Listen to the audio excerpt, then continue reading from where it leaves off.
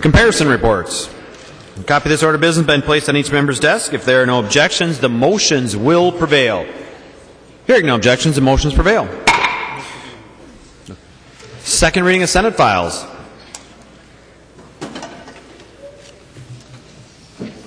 Second reading, Senate File 396. Second reading. Second reading, Senate File 753. Second reading. Second reading, Senate File 1553. Second reading. Second reading, Senate File 1880. Second reading. Second reading, Senate File 2060. Second reading. Second reading, Senate File 2114. Second reading. Second reading, Senate File 2224. Second reading. Second reading, Senate File 2360. Second reading. Second reading, Senate File 2464. Second reading. Introduction and first reading of House files. The following House files have been offered for introduction today. Chief Clerk will report these House files and give them their first reading. Introduction and first reading of House Files 2992 and 2993. First reading, House File 2992 and 2993. Messages from the Senate.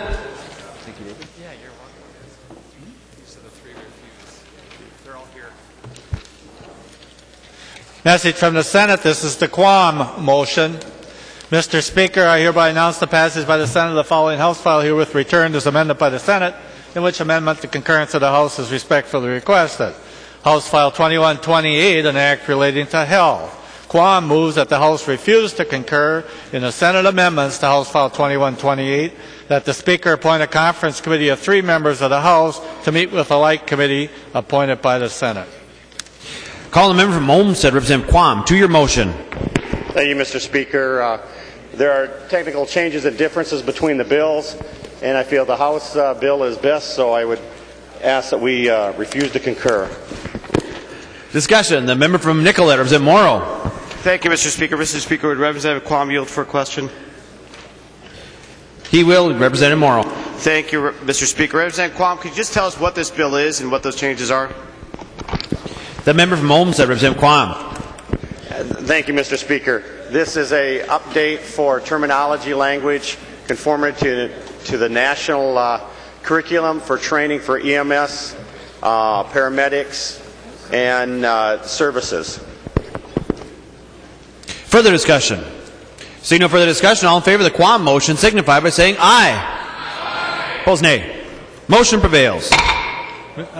Message from the Senate. This is the Kiefer motion. Mr. Speaker, I hereby announce the passage by the Senate of the following House file herewith returned as amended by the Senate, in which amendment the concurrence of the House is respectfully requested. House File 2173, an act relating to consumer protection. Kiefer moves that the House refuse to concur in the Senate amendment to House File 2173, that the Speaker appoint a conference committee of 3 members of the House to meet with a like committee appointed by the Senate. Call the member from Washington, Representative Kiefer, to your motion. Thank you, Mr. Speaker. The Senate put on an amendment that's not germane to the bill, and I wanted to keep the bill simple and clean and pass it because it's a good bill. So I would ask that we bring it to conference. Discussion. The member from Nicollet, Representative Morrow. Thank you, Mr. Speaker. Mr. Speaker, would Representative Kiefer yield for a question? She will yield. Representative Morrow. Thank you, Mr. Speaker. Representative Kiefer, again, I'm just going to ask you, can you tell us what this bill is and what that issue is about the germaneness? The member from Washington, Representative Kiefer.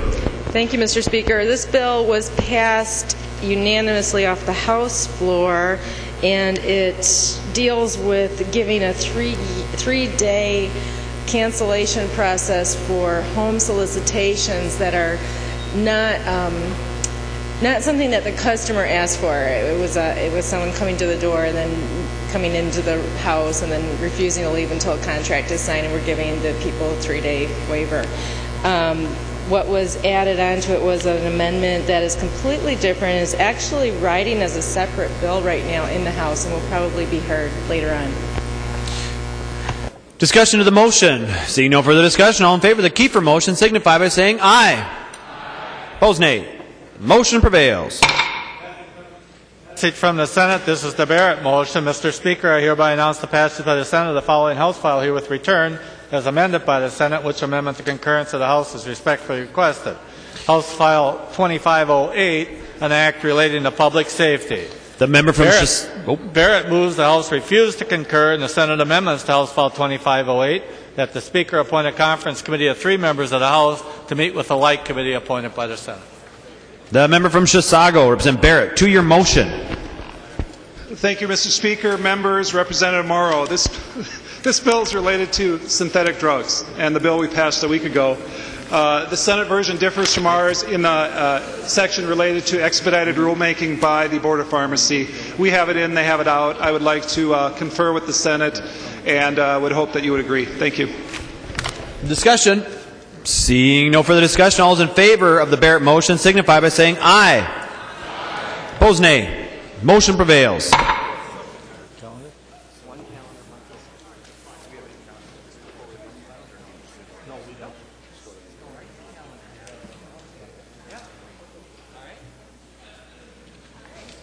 Calendar for the day. First bill on the calendar today is Senate File 2296. The Chief Clerk will report the bill.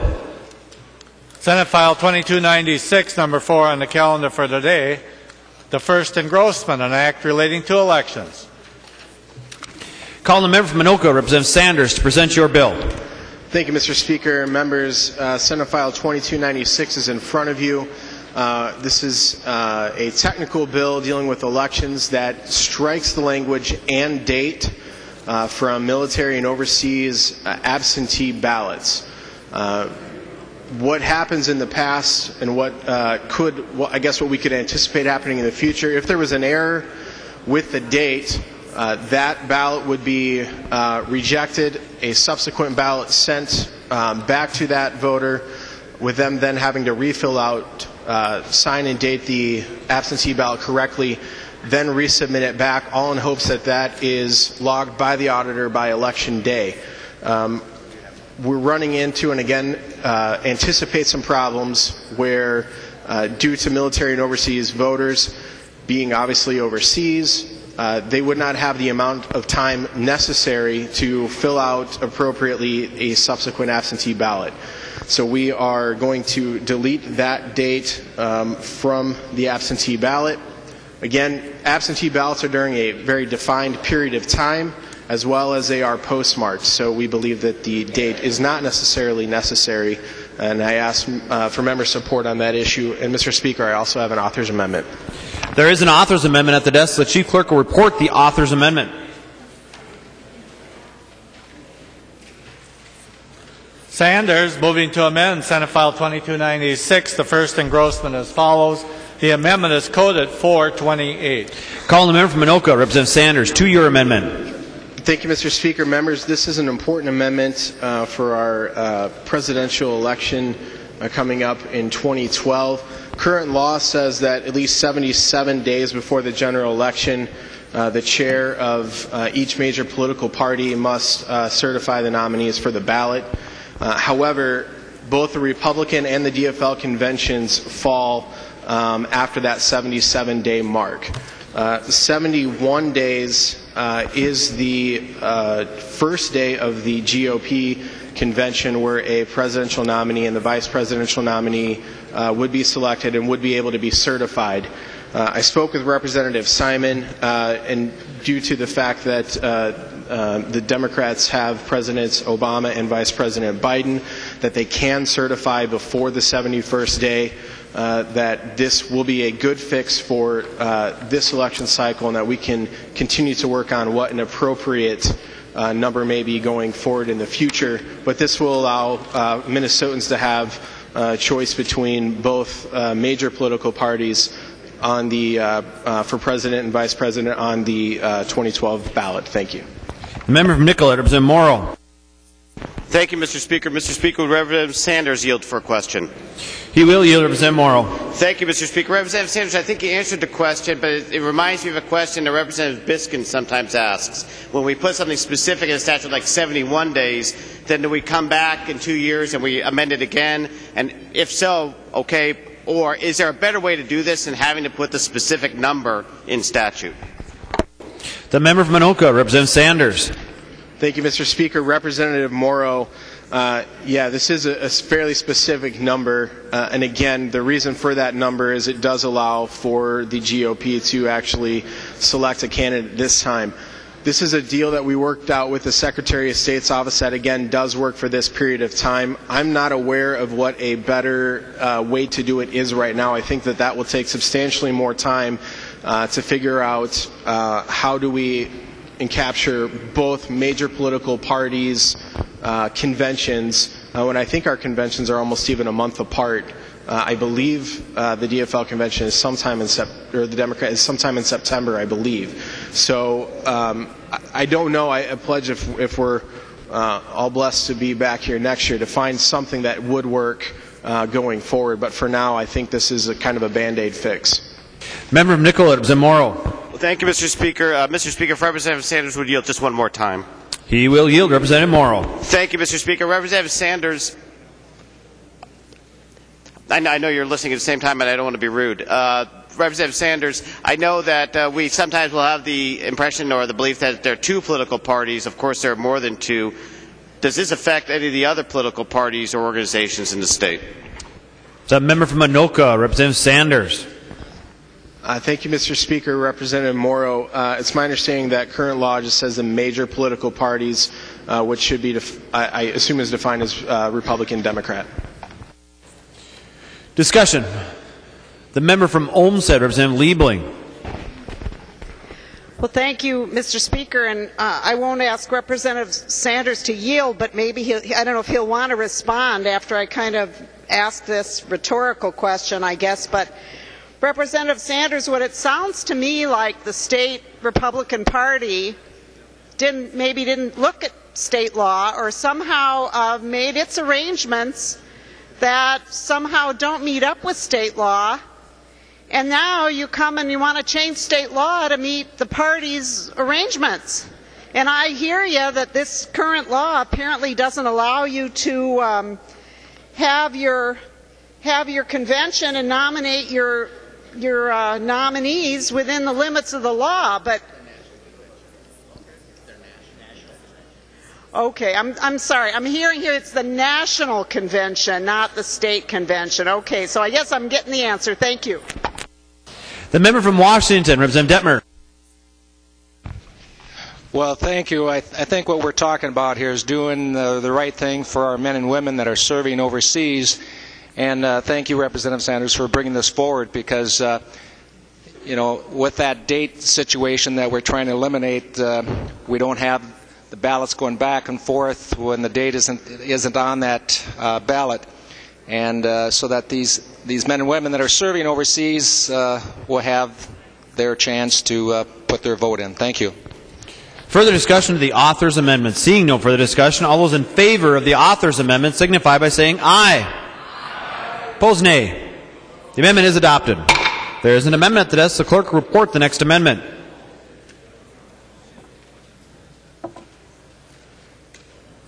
Doubt and others moving to amend Senate File 2296, the first engrossment as follows. The amendment is coded A1. Call the member from Absentee, Representative Doubt, to your amendment.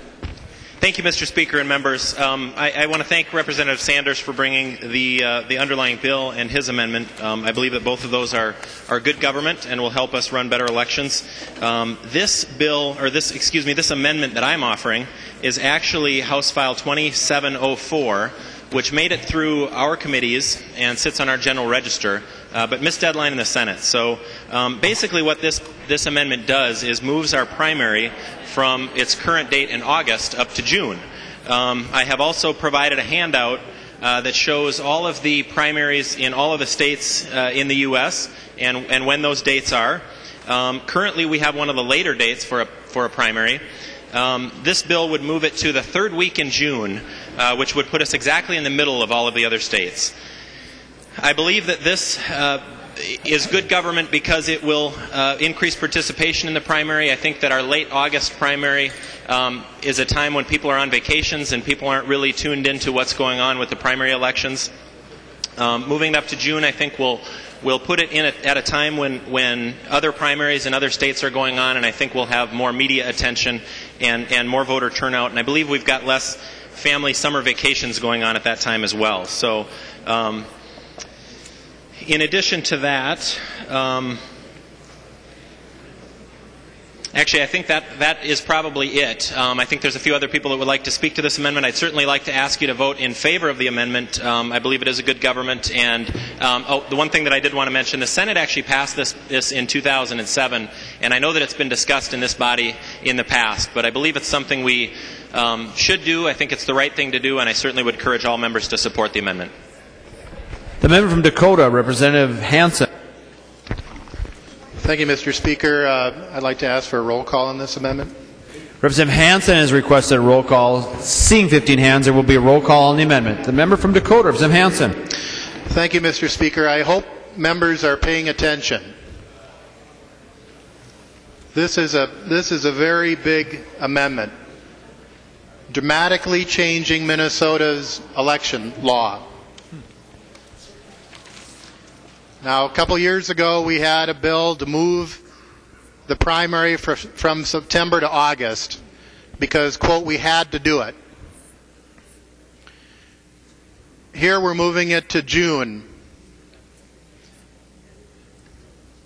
If you move the primary to June, you're going to increase costs, reduce participation, and add to the cynicism of Minnesota public. I'd challenge anybody to go back to their home districts and ask people, gosh, I'm at the Capitol here, haven't passed any jobs bills, but boy, we moved that primary. We moved that primary to June. Is there any average Minnesotan who's saying, please move that primary to June so I can be subjected to longer campaign seasons, more commercials throughout the summer, throughout the spring. Please spend more money on campaigns. Please have more advertising. Please extend the campaign season, because that's what I'm asking. Do you think there's anybody in your districts that want that? But that's what's in front of us here, folks. A June primary. Now let's think about what's going on right now in our session. Well, let's go back 2 years. 2 years ago when we moved the primary to August, then we moved the statewide endorsing conventions into the legislative session. What a mistake. Having the people run for statewide office, taking a break, and campaigning during the legislative session. Representative Garofalo, we had a bill to stop that. Do you remember that? We had an amendment. Now this will happen all the time. Statewide endorsing conventions during the legislative session. Not only that, you're going to have your filing period when you file for office. Or if you decide not to file for office, that decision will occur during the legislative session. Now this year we've got some disruption that happens every 10 years. Redistricting. So people are deciding to run, not to run against each other. That'll be the case every 2 years from now on if you pass the June primary. You'll have to make your decision on when you're going to run, if you're not going to run, what you're going to run for during the legislative session. When you make that decision, instant lame duck situation for those of you who decide not to run. For those of you who decide to run, or let's say you have a decision to run for something else, it's during the legislative session. Moving campaigns directly into the legislative session is not a good idea. And that's what this bill does. It moves the campaigns into the legislative session. Direct from governing into legislating. It moves the statewide endorsing conventions into the legislative session. Bad idea. When you extend the primary season, you push everything forward, and that'll increase the cost. More cost for the candidates, more cost for the voters. So again, I challenge you, if you vote for this, members, go back to your districts and say, well, I moved that primary. That's what I got done before the break. I moved that primary to June. How many of you wanted me to do that? Not very many. Vote against the amendment. The member from Hennepin, Representative Simon. Thank you, Mr. Speaker and members, and thank you, Representative Dowd, for bringing forward this amendment. I signed on to it. Members, just kind of a brief history lesson about this issue, and I came in at the after the beginning, so I don't know if Representative Dowd already mentioned this, but this is a bill that already passed the full Senate during the 2007-2008 session. It's a bill that went through a number of committee hearings in that same legislative session. I carried the bill at the time. And then 2 years later, remember, we all agreed on pretty much a consensus, widely bipartisan basis, to move it from September to August. Now, at the time, there was a consensus that we did need to move it because out of deference and respect to our overseas military folks, but not only military, missionaries, students, business people, and others, that our very late September primary was really leaving a narrow window within which they could vote by absentee ballot. And we were really cutting it close, and we had great testimony from Republicans and Democrats saying that military folks in general were being shut out and sometimes fenced out because their absentee ballots weren't getting in on time. So we knew we had to move it because of some new federal law as well. The question was, how early do we move it? And I and others here in this body of both parties were proponents of moving it to June. Others thought we should just move it back to August. That was the position at the time. There's some of us who think we still ought to move it back to June, and that's where we are today, and I'm one of those. Let me just address a couple of things that Representative Hansen said. I respect him. I respect his opposition to this. I just take a different view of this. I should mention, by the way, that when we unveiled this proposal in either 2007 or 2008, there was a press conference and all four major party chairs, DFL party chair, the Republican Party chair at the time, the Independence Party chair, and I think the Libertarian Party chair, all four chairs, there were four of them, showed up at the press conference to endorse this idea. And as far as I know, at least the two major parties, the DFL and the Republican Party leadership, do also support this. So in terms of the disadvantages, or the advantages rather, of moving it earlier, one is increased turnout. It's no secret that in Minnesota in August, a lot of people are doing a lot of other things. They're out camping, boating, hiking, doing stuff with their families and their kids. And as a result, I think we saw in 2010, our only year to compare, turnout in the primaries is pretty low. And I think the earlier you go, the better it's going to be. July, a little bit better. June, even better than that. I suppose theoretically, if we were going to go even earlier than that, it would probably be even better. But I think in terms of turnout, that's one advantage.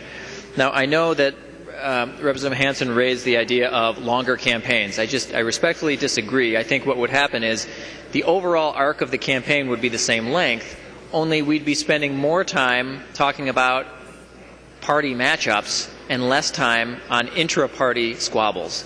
And I think if you asked most people in Minnesota, if we're going to have long campaigns, and I agree with Representative Hansen that they ought to probably be shorter, but the political marketplace has dictated that they be longer, assuming that we can't control the overall length of campaigns, if you had to divide it up, would you rather have more of the overall campaign be devoted to a Republican versus Democrat contest, or independents, or green, or what have you?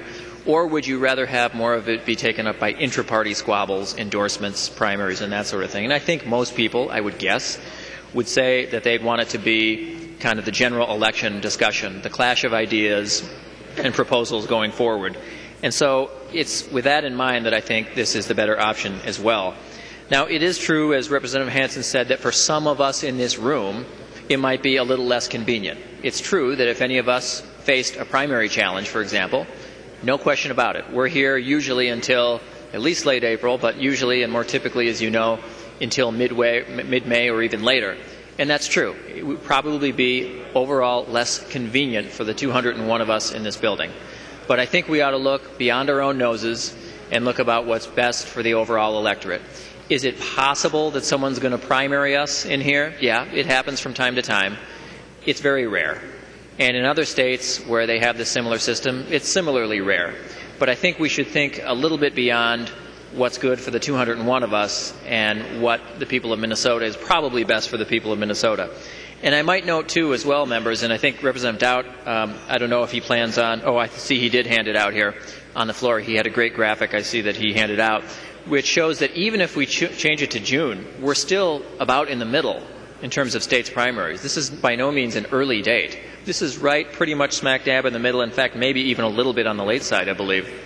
but Representative Dowd can verify that. The point is, this is not that major a change. I think we'll get better turnout. We'll devote more of the overall campaign to the big clash of ideas between and among candidates and parties and less about intra-party squabbles. This is something that already passed the full Senate a few years ago. It has the support of the major political parties in the state. It's been through the process, the committee process at least here, this session with a different vehicle.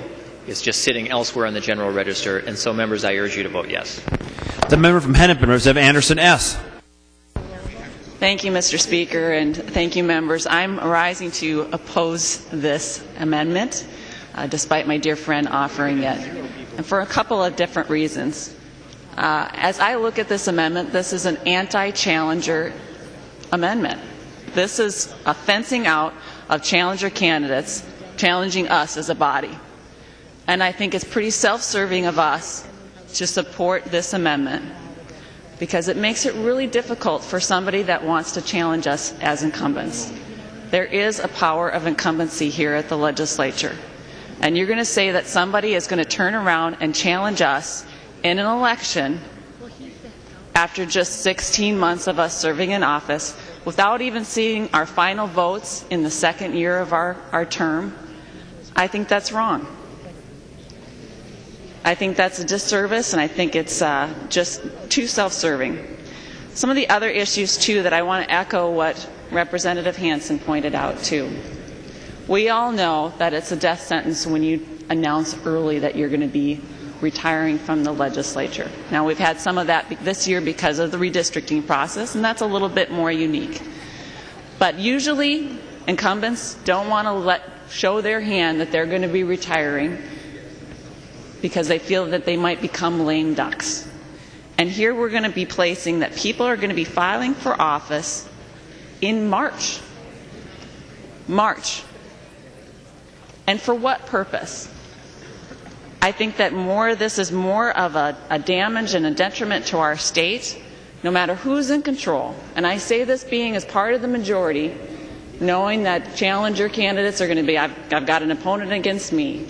But I think just because we're in charge doesn't mean that we should be going after challenger candidates and making it more difficult for them to run for office and be successful. So I would ask that you vote no. The member from Stearns, Representative Gottwald. Thank you, Mr. Speaker. Mr. Speaker, members, well, I'm going to disagree with my dear friend and speak in favor of this amendment. Members, think about the timing right now that we go through. As supposed incumbents, many of us across the floor here, we get endorsed. We make a decision whether or not to run. Every year that I've been in the legislature, a lot of people stand up and announce that they're either running or not running during session. But I think the important point here, and Representative Simon touched on it briefly, is what's important for the people of Minnesota. Do we want a meaningful primary in Minnesota or not? Do we want a meaningful primary in Minnesota or not? By putting it in August or September as it has been, it is not a very meaningful process at all. And the argument that we're campaigning during legislative, or that as incumbents, we have some sort of super advantage over a challenger can get up any time and begin campaigning. That challenger, in fact, I could argue actually has an advantage. They can campaign while we're here having to work. So, I guess I disagree with those points. My point is, I see Minnesota being a more significant primary with more involvement of Minnesotans, regardless of your party, and therefore a more meaningful primary if we move it to June. I think Representative Simon correctly points out, and the sheet here on your desk points out, we're in the middle of the pack. This is not extraordinarily early. I think it's an opportunity to heighten the potency of our primary and get more people involved.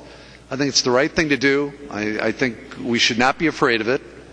And I think that it allows for both incumbents and challengers to do something up front and then get on with making your pitch to the people that you're going to represent. I think that's a good idea. I don't think it necessarily has to add significantly to the cost. Once I'm endorsed, Representative Hansen, once I'm endorsed as a candidate, that's the beginning of my campaign. I'm not waiting for an August primary to begin campaigning. Members, I would encourage you to support this. I think it's a good idea. Somebody said it's a big idea. It is. It's a large change, but I think a very good one for Minnesota. Vote yes. Discussion. The member from Hennepin, Representative Downey. The member from Dakota, Representative Garofalo. Thank you, Mr. Speaker. Will the gentleman from Absentee yield for a question? He will yield, Representative Garofalo. Thank you. To the gentleman from Absentee, I've heard some members talking about this, and there might be a misconception that this would apply to a June primary in 2012. Can you just remind the body of when the effective date of your amendment would be, should it be enacted? The member from Absentee, Representative Doubt. Thank you, Mr. Speaker, and Representative Garofalo. The effective date of this amendment basically is January 1st of 2013. So it would be effective for all elections on or after that date. And I know there's been a lot of conversation here that this bill either would help those of us who are here in the legislature or would hurt those of us who are here in the legislature. And it's interesting to hear that there are people who like this or don't like this that make a different argument on the same issue. And frankly, I didn't bring this because I had thought about how it was going to affect us here in the legislature. I brought this amendment because it's what's best for the voters who are making a decision on who they want to support in a general election. So this isn't about helping us or hurting us. It's about what's good for the people who are casting the ballots. And I believe that this is good government. But thank you for the question, Representative Garofalo. The member from Dakota, Representative Garofalo. And thank you. And I'd like to thank the gentleman from Absentee for answering the question and for taking my speech from me. I appreciate that. Members, just a couple of things. One of the things we learn is that, scheduling matters, and you don't schedule a road trip or a trip to Las Vegas on Mother's Day weekend. You learn that, right? Unless you're this guy, and you don't schedule a morning meeting on New Year's Day at 7 a.m. And members, you don't schedule an election in August in Minnesota. Everyone's checked out. All you have to do is look at the 2010 primary results to see what the impact was on turnout. Less than 30% of the people who voted in the general election participated in the 2010 primary, despite what was the most expensive primary contest in state history. And so, members, the August primary does not work. Moving into June is best for the state. It's not pro-incumbent or anti-incumbent. It's pro-democracy and pro-involvement. I would urge support for the Doubt amendment. The member from Hennepin, Representative Loeffler. Thank you, Mr. Speaker and members. I'm kind of embarrassed by this discussion because most of it has been about the impact on our races and state races. And, it's natural to want to look at things from a self-serving perspective, but this is also about our local governments. And I think we need to pause and think about that as well. To have a school board election, which is sometimes one of the most divisive elections in a local community, taking place during the school year, that to me is really going to disrupt what should be that happy coming together, celebrating what we've achieved through the years, celebrating graduations, dividing communities at a time when the focus should be on the work of the school, not on the work of the campaigns for who's going to be in charge of school policies the next year. I think that's a terrible precedent.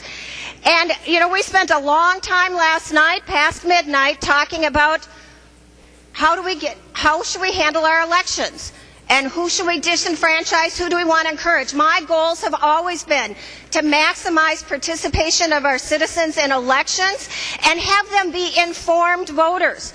And that informed voters is not a minor thing to me. And to say that we are going to have a primary less than 3 weeks after our traditional ending of session, with the amount of special sessions that we have had historically, many of us will still be in session. We will not have had adequate time for the public to even understand what we voted. We know that the news will cover 1 or 2 or 3 highly partisan issues, and all the other work of the legislature, it's our job to get out there. But we're going to be having people judging our work when we're maybe still locked in a special session, and I am even more concerned about the impact on our policy making. Now, I know many of you have faced interesting situations because of redistricting this year. And I will just say it has been noted that some of our colleagues have had to spend less time than they normally would potentially at the Capitol because they've had to spend time away from the Capitol making phone calls, door knocking, preparing materials for conventions and decision-making things. This will bring that back even higher, because potentially all 201 legislators will now be saying, well, I was going to work on that issue, but I don't have time. And the reason you don't have time, you're never going to say to a constituent, is because I have to do campaigning, but it's going to be true. We compress a tremendous amount of policy making into 4 or 5 tight months of 10 and 12 and 16-hour days. And we step up knowing that that's the expectation. But I don't want to serve in a legislature where people say, I'm putting in 8 hours and then I'm going home. Or I'm putting in 8 hours and I'm getting on my cell phone because I got to worry about my reelection because that primary is coming up and it's breathing down my neck. I think we need to talk about how do we get informed voters for all races without dividing a community on local races in June at a time when they should be focusing on something else and distracting us from our work. And I also believe we want maximum informed participation. And you know what? June is the worst time to get that. You know, yeah, there's families that take vacations in August, there's families that take vacations in June, and there's a lot of people without kids at home. 81% of our voters, our households, do not have children under age 18.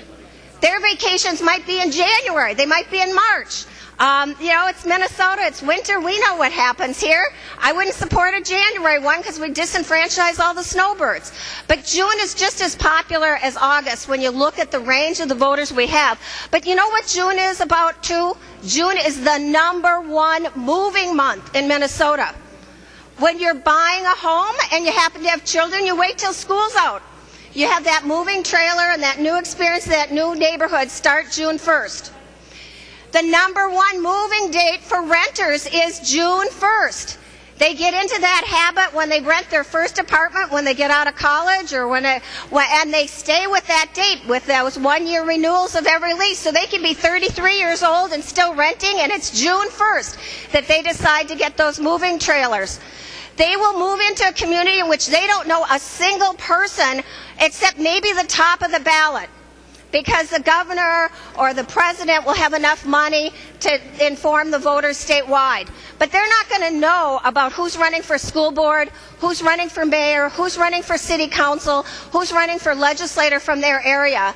And they're going to pick names. I don't think that's fair. I think we want informed voters, and I don't think June is a good time to have people do that. I think we should stay with our current system. Citing positions that were taken in 2007 and 2008 before we moved the primary up to August, to me, is irrelevant. We're in a different circumstance. And I think we should defeat this because it is for all the reasons I listed and those that others on the floor have listed as well. It's not good for democracy, and I hope you'll join me in voting no. It certainly should not be handled as a floor amendment. The member from Blue Earth, Representative Breinert. Thank you, Mr. Speaker. Well, I'd say the essential elements of the discussion have already been covered, so I'll be brief, but I'll tell you the image that comes to my mind when we talk about a June primary. And this is in outstate Minnesota. This is lawn signs that bloom with the tulips, lawn signs in the farm fields before the corn is even out of the ground, lawn signs from April through November. Now, that's a symbol. It's not the essence of the matter. But in my opinion, that is too long a campaign for our communities. It doesn't give us a time to live the lives of our communities, to participate as parents and friends and neighbors and grandparents and citizens. We're candidates 24/7, 12 months a year. But the issue was raised around evidence, and that's part of my problem with this, an amendment of this weight, an issue of this weight coming as an amendment, is we really haven't seen the evidence. Representative Garofalo talked about the 2010 election, but I'd like to see that primary data set up in a graph form along with other primary data, so we had some idea of relative comparison of turnout for primaries. And I really don't see the argument that June is better for voters, especially in outstate Minnesota. I just don't see that that gives them better timing or more time than they might have at another time of the year. So I oppose this amendment. Point of order. The member from Hennepin, Representative Anderson S. Thank you, Mr. Speaker. I rise to Rule 3.21 on motions and propositions must be germane. Representative Anderson rises a point of order. State your advice. Thank you, Mr. Speaker. This amendment is in Section 204B.14 of Minnesota statutes, and the bill that we're actually looking at today is in the chapter of 203. This clearly expands the scope of the bill and is not germane. Advice. The member from Absentee, Representative Doubt. Advice, Mr. Speaker. State your advice. Thank you, Mr. Speaker, and I appreciate my dear friend who is raising this this point of order. Certainly, in this particular underlying bill deals with Chapter 203. My amendment's 204. These two chapters are inextricably connected, and I spent some time actually going through the statute book, looking at if these two are separate from each other. In this particular section that the underlying bill deals with, it literally mentions 3 times the date of the election. And then I went through 203 to find out how many times in that section, or in that chapter, that it mentions the date of the election. And I actually lost track about 10 pages in. And I did the same thing in Section 204 in how many times it references absentee ballot voting. And I also lost track about 10 pages in because it talks about it so much. Obviously, you can't have an election without absentee ballots, and you can't have absentee ballots without knowing the date of the election. These two sections certainly are one of the most germane things that we've seen here in the House, and I would encourage the Speaker to rule this point of order not well taken. Thank you, Mr. Speaker. The member from Swift, Representative Falk. Thank you, Mr. Speaker, and I want to thank my friend from Hennepin County for rising to the point of order. I was going to make the same motion, or raise the same point of order myself. Under advice, so Mr. Speaker, I'd also point to Section 728 of Mason's titles of legislation. And when we look at the title of this amendment, which when it is in its full bill form, it said a bill for an act relating to elections changing the date of the state primary from August to June, which is incredibly dissimilar from the title of this bill, Senate File 2296, which says a bill relating to absentee voting. And so just in addition to the comments that we're dealing with two separate sections of law, 203 and 204, under the Minnesota Constitution, in, let's see, the Article 4, Section 17, the laws to embrace one subject, it's not relevant that there are references made to absentee voting in Section 204. We're dealing with the law in Section 203. It must be incumbent within Section 203. So I'd hope you find the point of order well taken. The member from Minoka, Representative Abler.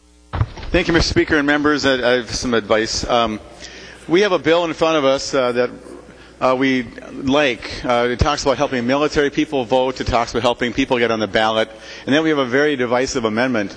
If this amendment is not found to be germane, the bill will go to third reading, hopefully, and no other amendments will be put on that will keep it from going right on its way to get done. It's a very important project. There's nothing I enjoy better than a good elections debate, Mr. Speaker. We have other matters to deal with, and just even from a germaneness in terms of functionality, I support the amendment, by the way, but I think this is going to create a long discussion and have more amendments come forward that will be equally divisive, and I suggest that maybe the author should withdraw it and let us get on with our business just in the interest of time and efficiency. Decide how you like about germaneness. The member from Dakota, Representative Hansen. Thank you, Mr. Speaker. Advice. State your advice. The bill, as was brought up earlier, talks about Section 203. I want to reference that on page 4 of the amendment, it references Section 205, filing periods and affidavits of candidacy. That's a long way from absentee ballots, the actual filing period, affidavits of candidacy, not only for our elections, but also local governments. So again, a long leap from absentee ballots to affidavits of candidacy, 203 to 205. The member from Hennepin, Representative Mullery. Thank you, Mr. Speaker and members. This may be the biggest explosion of a simple bill into an amendment that I've seen in 16 years here. Changing the date of the state primary is incredible. It's kind of like the time when it was, what was it? I think it was something about circus wagons and it became an abortion bill. This is just, Mr. Speaker, this really has not only nothing to do with it, but it's an extremely tiny bill, and suddenly it's got an enormous outcome. It clearly doesn't fit within the germaneness ruling. The member from Hennepin, Representative Loeffler. Thank you, Mr. Speaker. Advice, just to complete your list of chapters that are outside the scope of the original bill, I think I should note that Section 14 on line 5.14 deals with Section 206.61, and line 5.30 references Section 206.82. So we have 4 different sections of law that are referenced in this amendment that are not in the underlying bill and do not in any way address the topic of the underlying law. And so I would ask you to rule that this is not germane and rule it out of order. The member from Dakota, Representative Garofalo. Thank you, Mr. Speaker. Advice to the Speaker. Mr. Speaker, clearly the A1 amendment is germane to the underlying bill of Senate File 2296. If you look at the subject matter and the text of it, the Senate File 2296, this amendment fits like a glove into this amendment, especially given the amendment that was adopted by the body without opposition on the original 2296, the author's amendment from Representative Sanders. So again, Mr. Speaker, clearly this is germane, and I would ask you to find the point of order not well taken. Advice. Further advice.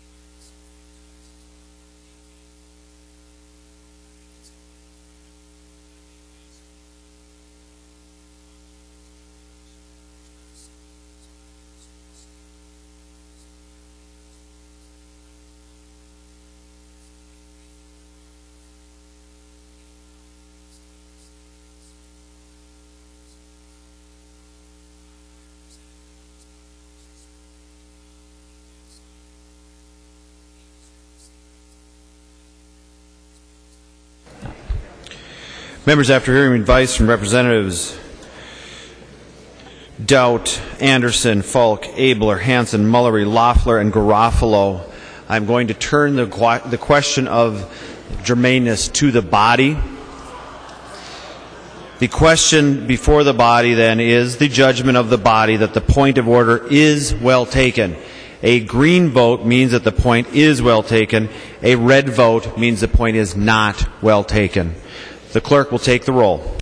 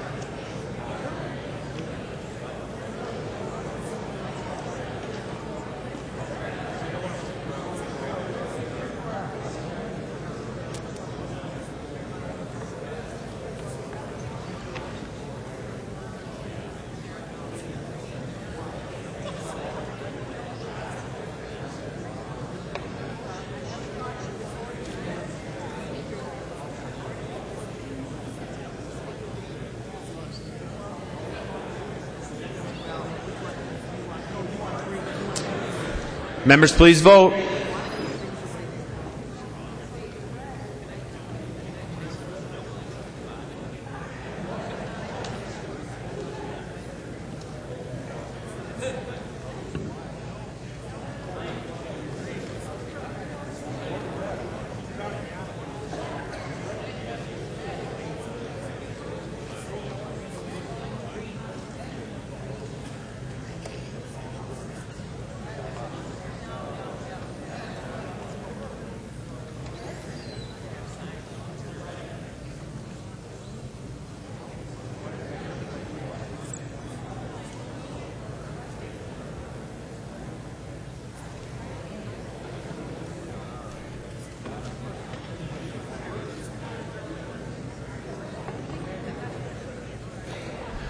Members, please vote. The clerk will close the roll.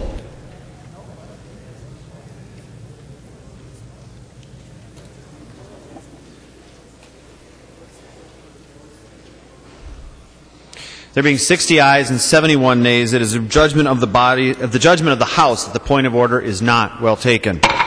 We are on the amendment. Discussion. Member from Dakota, Representative Hansen. Thank you, Mr. Speaker. Well, folks, I guess you're going to be voting for lawn signs in April and May.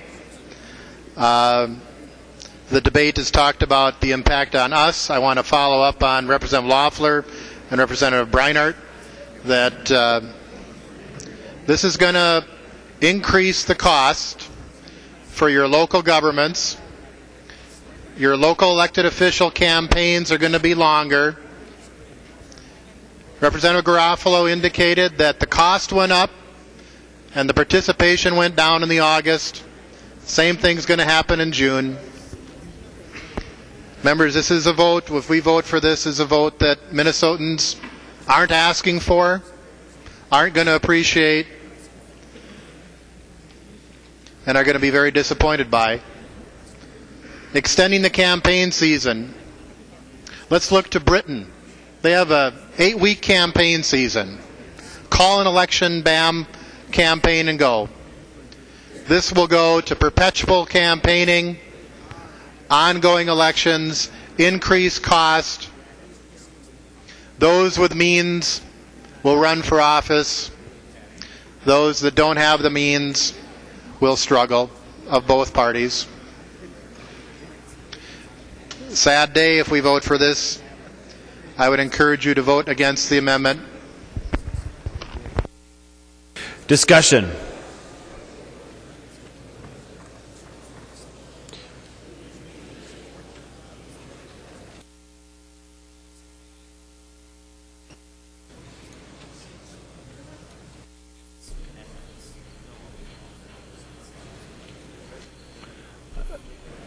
Mr. Speaker?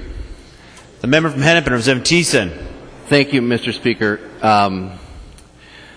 one of the concerns, or one of the, it's not really even a concern with necessarily the substance of this amendment, but one of the impacts that this amendment will have will be on our redistricting process, which I know is a long time away at this point, but that right now is tied directly to the date of the primary when the courts have to issue their redistricting maps, and I think that at least my experience over the course of the last year, it would have been nice to actually have the court issue its maps earlier in the process, so we're not waiting till middle of February if we aren't able to achieve that in session.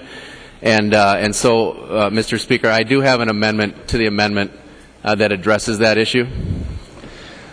Representative Thiessen, we have pretty broad latitude, but there is not an amendment at the desk.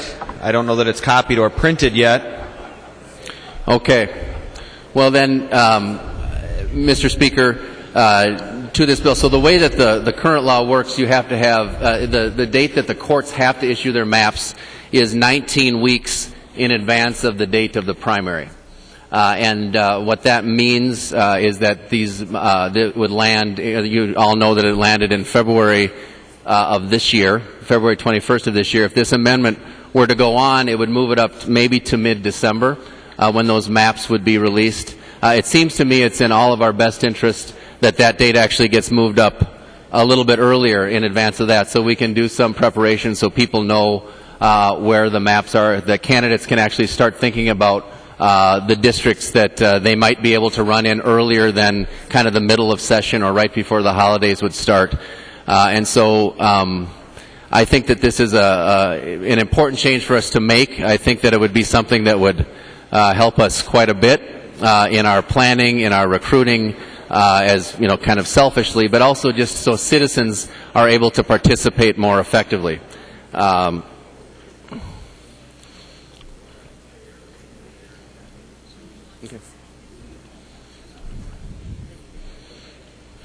Representative Thiessen, you still have the floor.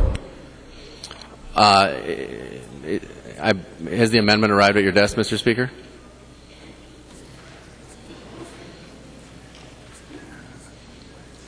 There is a copy. There's one copy of the amendment at the desk. Representative Thiessen. Again, members, it's a friendly reminder, not on behalf of the Speaker or the members, but more importantly for the front desk and the reviser, that you have your amendments drafted in advance to the bill, to the proper line and page of the bill before we come to the floor, so that members do not have to have a delay and we don't have to rush the front desk staff. And Mr. Speaker, I would have, but I didn't know Representative Delt was going to be offering his amendment. And so it would have been hard for me to do that in advance. So I apologize to the body. The clerk will report the amendment.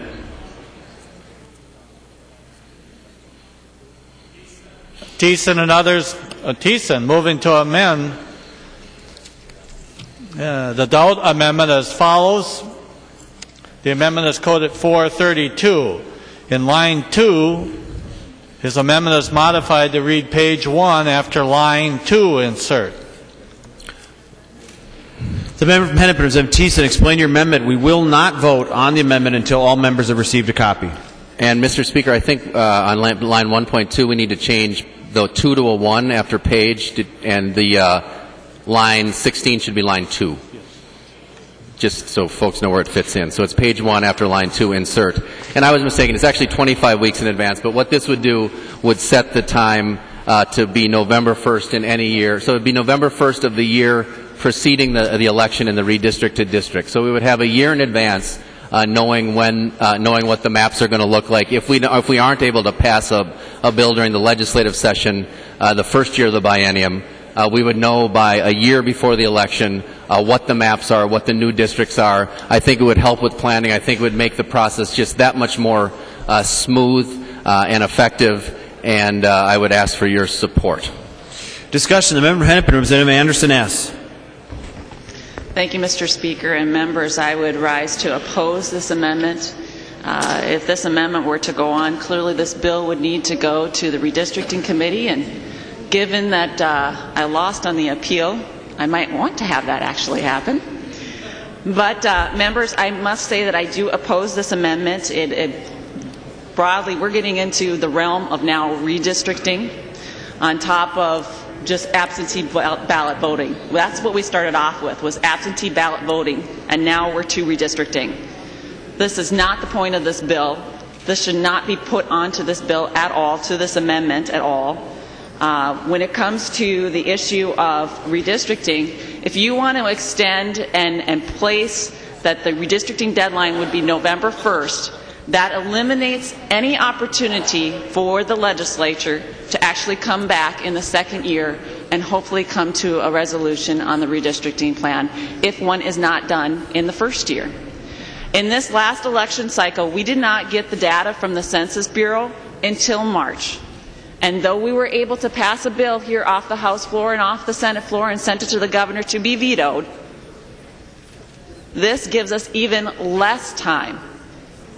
Now, I know a lot of you folks want to go to a different system when it comes to redistricting, but this also gives our court system less time if the redistricting process should go to the courts. This clearly is something that needs to have a lot more conversation than a 5-second little speech here on the House floor saying we should do this. And this is the whole reason why I oppose the Doubt Amendment, my dear friend, because we are exposing ourselves to a lot of different issues that need greater conversation than just here on the House floor. Please vote no. Member from Absentee, Representative Doubt. Thank you, Mr. Speaker and members, and thank you to my dear friend, Representative Anderson. I'm glad we found something we can agree on. I think she's right, and I think she summed it up exactly accurately. Not to mention the fact that we've got 9 more years to deal with this. Before this becomes an issue, first of all, this amendment has to be adopted onto the bill. The bill has to pass this body. It has to go back to the Senate and get passed, and then it has to get signed by the governor. And then 9 years have to pass before this even becomes an issue. So I don't think it's necessary that we do this right now, and I think it just complicates the issue before the body. So I would stand to speak against the amendment to the amendment. Member from Hennepin, Representative Winkler. Well, Mr. Speaker, Representative Anderson, you've actually had bills in your committee all session long that deal with this exact issue, and you've chosen not to have a single hearing or about any of them. So if you're concerned about having public input about the timing for redistricting dates, you certainly had ample opportunity to collect that information.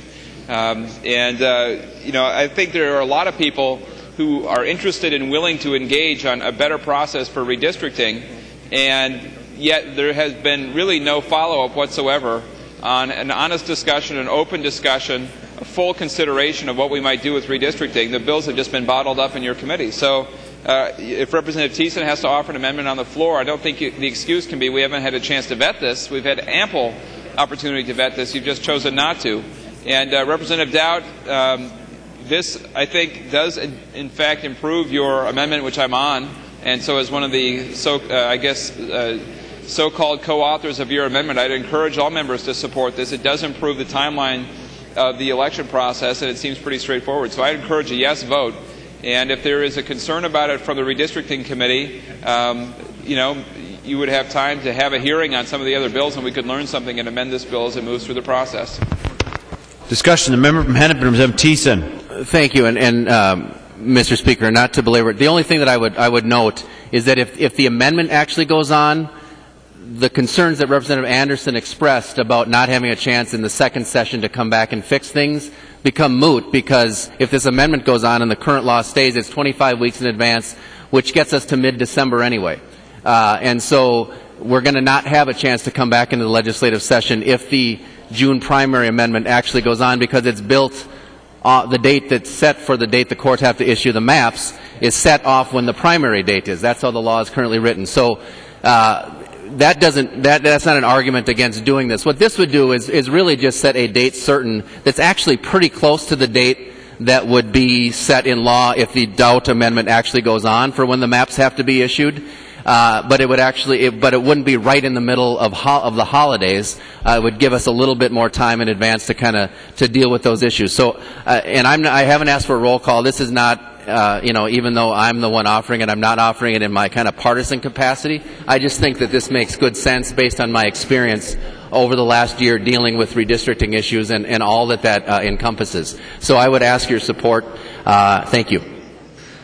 Discussion. Seeing no further discussion, all those in favor of the amendment to the amendment signify by saying aye. Aye. Opposed, nay. The amendment is not adopted. We are on the A1 amendment. Discussion to the A1 amendment.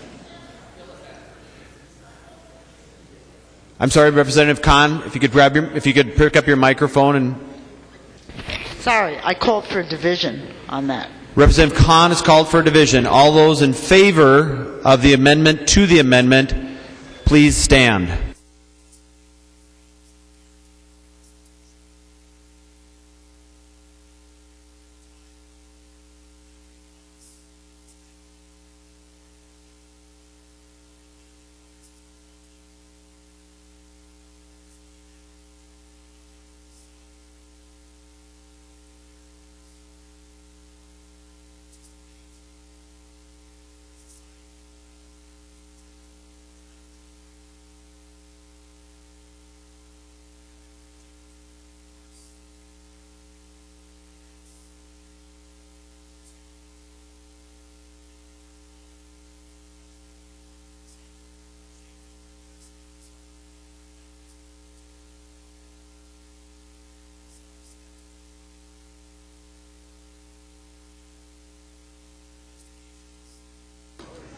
All those opposed, please stand.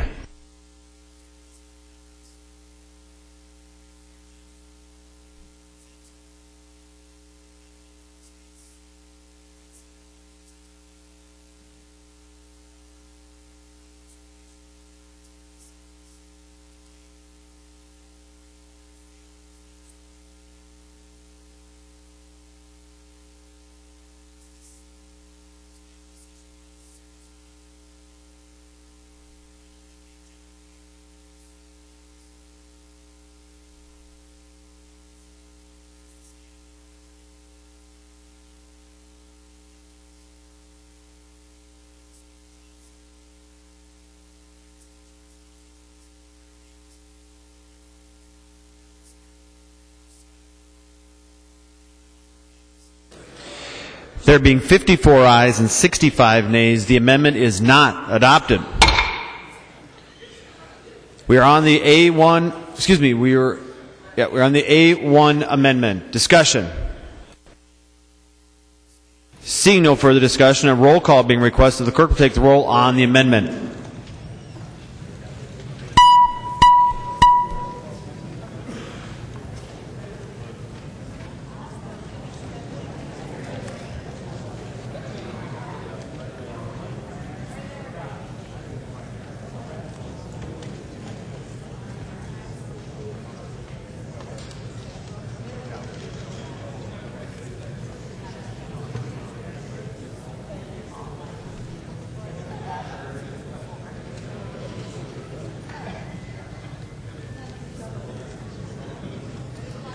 Members, please vote.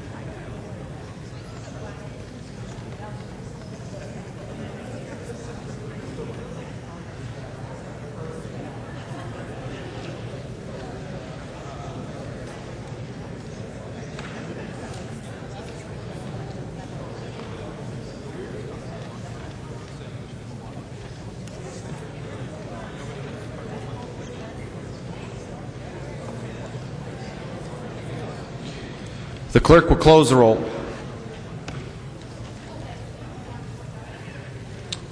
Representative Franson votes aye.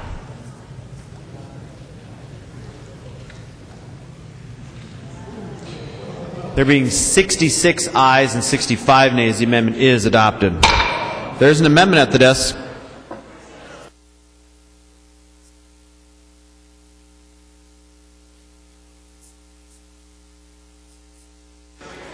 Representative Franson switched from no to aye.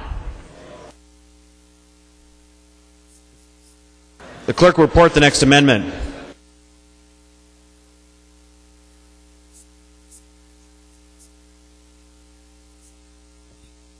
Champion moving to amend Senate File 2296, the first engrossment as follows. The amendment is coded 413. Call the member from Hennepin, Representative Champion. Thank you, Mr. Speaker. I would like to withdraw the amendment at this time. Representative Champion withdraws the amendment. There is an amendment at the desk. The clerk will report the next amendment.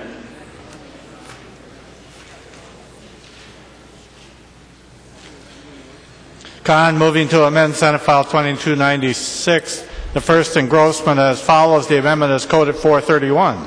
The member from Hennepin, Representative Khan, to your amendment.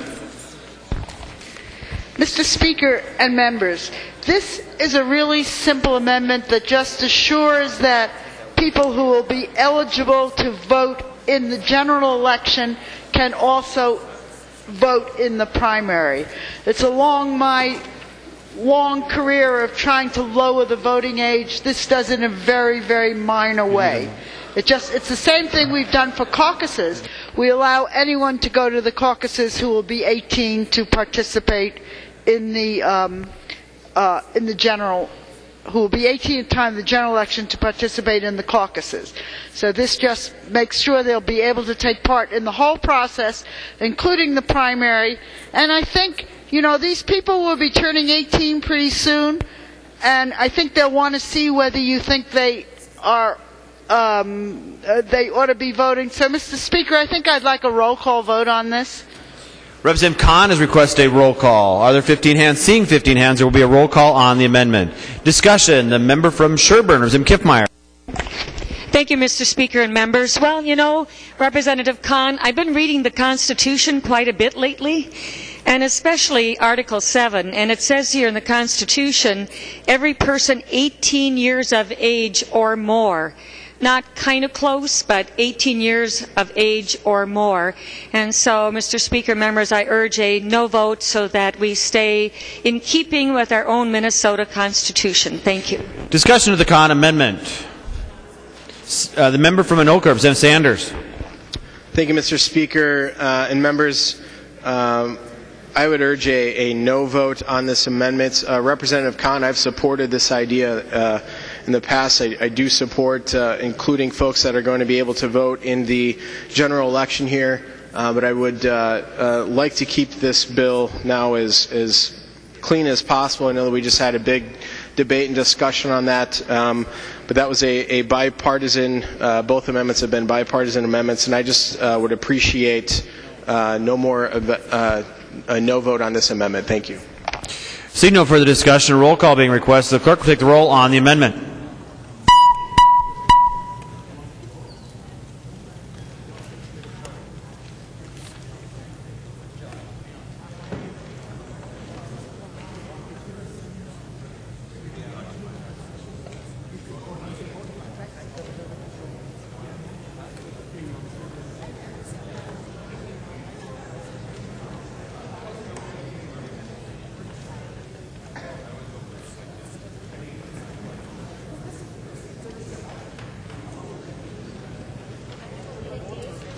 Members, please vote.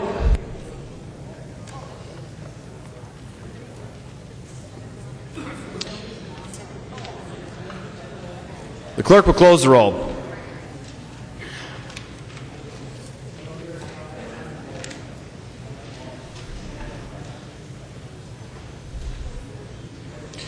There being 30 ayes and 98 nays, the amendment is not adopted. There's an amendment at the desk. The clerk will report the next amendment.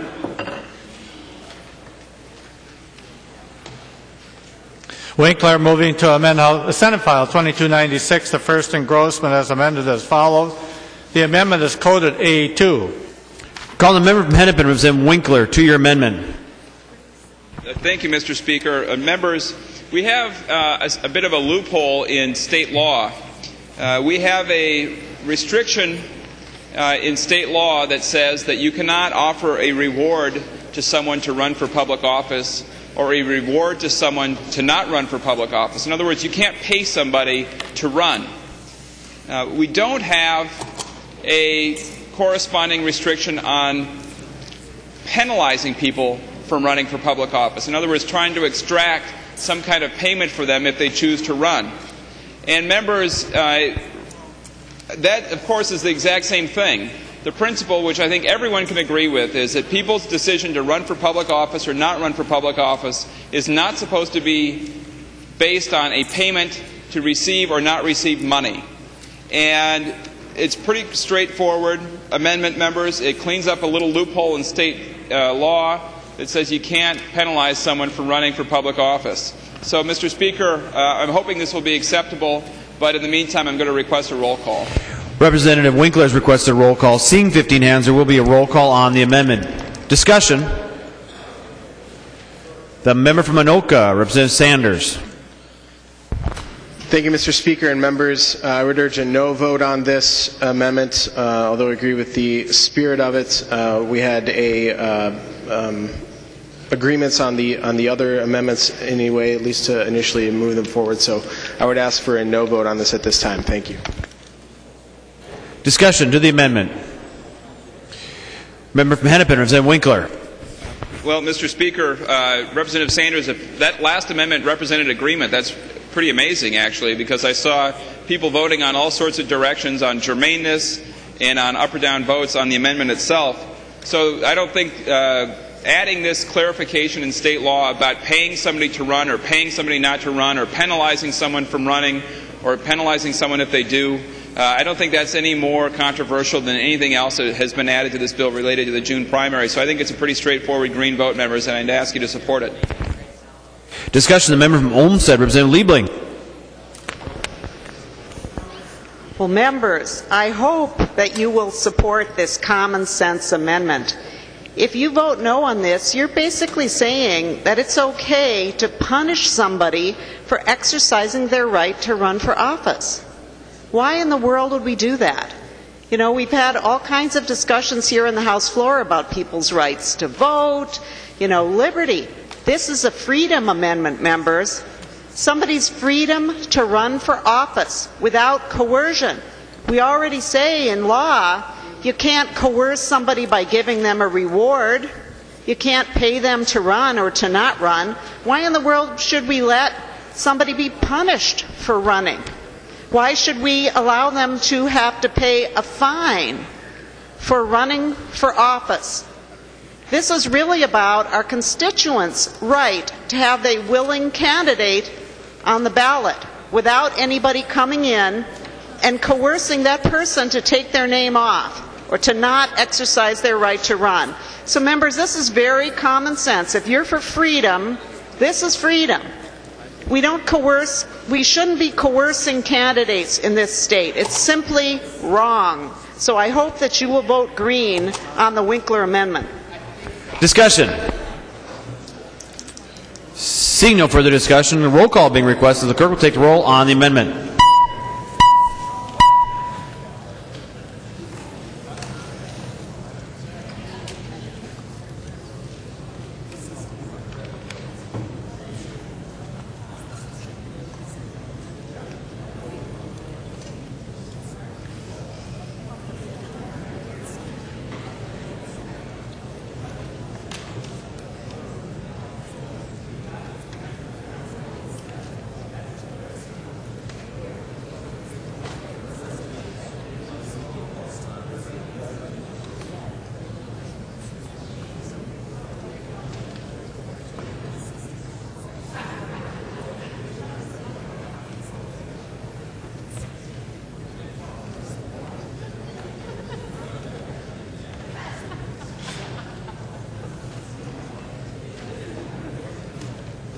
Members, please vote.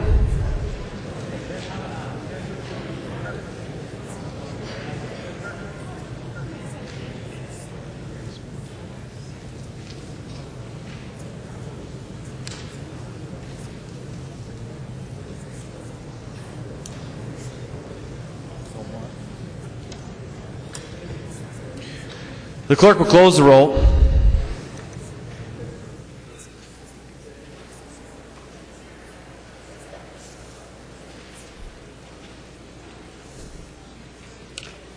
There being 74 ayes and 53 nays, the amendment is adopted. Seeing no other amendments at the desk, the clerk will give the bill its third reading. Third reading, Senate File 2296 as amended. Third reading. Discussion to the bill. Seeing no, I'm sorry, Representative from Dakota, Representative Hansen. Thank you, Mr. Speaker. I hope Minnesotans are watching that we added through an amendment to this bill a major change in our election law without a majority of the members. So now we have a choice to vote on whether we're going to continue on this path. I would ask members and encourage members to vote no on this major piece of changing our election law. Vote as you did before, and you're going to be doing the right thing. I don't think there was 68 votes there. So, members, I would encourage a no vote on the bill. The member from Hennepin, Representative Mullery. Thank you, Mr. Speaker. I would urge a no vote in accord. As Representative Hansen said, it has become a horrible bill. It's also become a bill that when I've talked to people from other states like bar associations, labor, different things, they say that this is really bad when you move it up into June or May, the primary. You get really erratic, irresponsible outcomes, and I would hope that that's not what this body wants, but if they go ahead and vote that way, then we can't do anything about it. The member from Sherburne, Representative Kiffmeyer. Thank you, Mr. Speaker and members. There's one part of the bill that I do have a question about, and wondering if Representative Sanders would yield to a question. He will yield, Representative Kiffmeyer. Mr. Speaker, Representative Sanders, there's a brochure that's put out by the Secretary of State office regarding overseas military voters, and in reading that brochure, it doesn't mention that they need a date for their absentee ballot. Could you maybe explain that? Member from Anoka, Representative Sanders. Thank you, Mr. Speaker. Representative Kiffmeyer, that is correct. In the brochure for military and overseas voters, it does ask them to sign and return the ballot, but it does not mention specifically that they must date it. The member from Sherburne, Representative Kiffmeyer. Thank you, Mr. Speaker. Well, Representative Sanders, I would just wonder, though, that if these voters, military and overseas voters, get this brochure and it doesn't say in there that they need to date it, that maybe that's the reason why there's this problem. And so I'm really puzzled as to why this brochure then would have inaccurate information for our military voters. Might you explain why this brochure would have inaccurate information, if Representative Sanders would yield, Mr. Speaker? The member from Anoka, Representative Sanders. Thank you, Mr. Speaker. Representative Kiffmeyer, I guess, I didn't write the brochure. I don't work for the Secretary of State, so I'm not sure when or why that language was developed, but I do know as far as the brochure goes, it does not specifically request the date, and statutorily we do require military and overseas voters to sign and date the absentee ballot, which is what we should remove today to remove any further possible hindrances for military and overseas voters. Member from Sherburne, Representative Kiffmeyer. Thank you, Mr. Speaker and members. It's really disappointing and disheartening to hear that our good military voters overseas, relying upon information from the Secretary of State office that said they need to have the date, and then when the absentee ballots come back, those same ones are rejected for lack of that date. This is really serious, and it really is bothersome that inaccurate information has led to rejection of absentee ballots by our military voters based upon information from the Secretary of State office. That's really disappointing. It's okay if we fix this for the Secretary of State, but that doesn't fix those ballots that were rejected. And so I look forward to voting for this bill so we can fix it, but it's really disheartening to hear that bad information led to rejected ballots. That's disappointing. The member from Hennepin, Representative Simon. Thank you, Mr. Speaker. Representative Kiffmeyer, the form was the same when you were Secretary of State. And the reason for this Representative Kiffmeyer and others, and the reason this is a good bill, and I thank Representative Sanders for it, is because if you see on line 1.22 of the bill, this is pegged to HAVA, to federal law. And this is either a misprint or a mistake in Minnesota statute. I don't know who's responsible, but someone in Minnesota law some time ago in some legislature, I don't know, made a mistake and put in the statute, in the state statute, an incorrect notation about what HAVA requires. HAVA doesn't, that's the whole reason for the bill, and that Representative Sanders is doing this, is because the state statute incorrectly describes it. So Representative Kiffmeyer, I know you love the opportunity to point out mistakes. I think you got to get over that, but this is not one of them. The member from Hennepin, Representative Winkler. Mr. Speaker, I will pass Representative Simon ably. Well, I'm not going to pass. This is a good bill. We should vote for it. And Representative Kiffmeyer, in 2009 we passed legislation that substantially changed how absentee ballots are cast and counted by military and overseas folks. You voted against it. Governor Pawlenty vetoed it.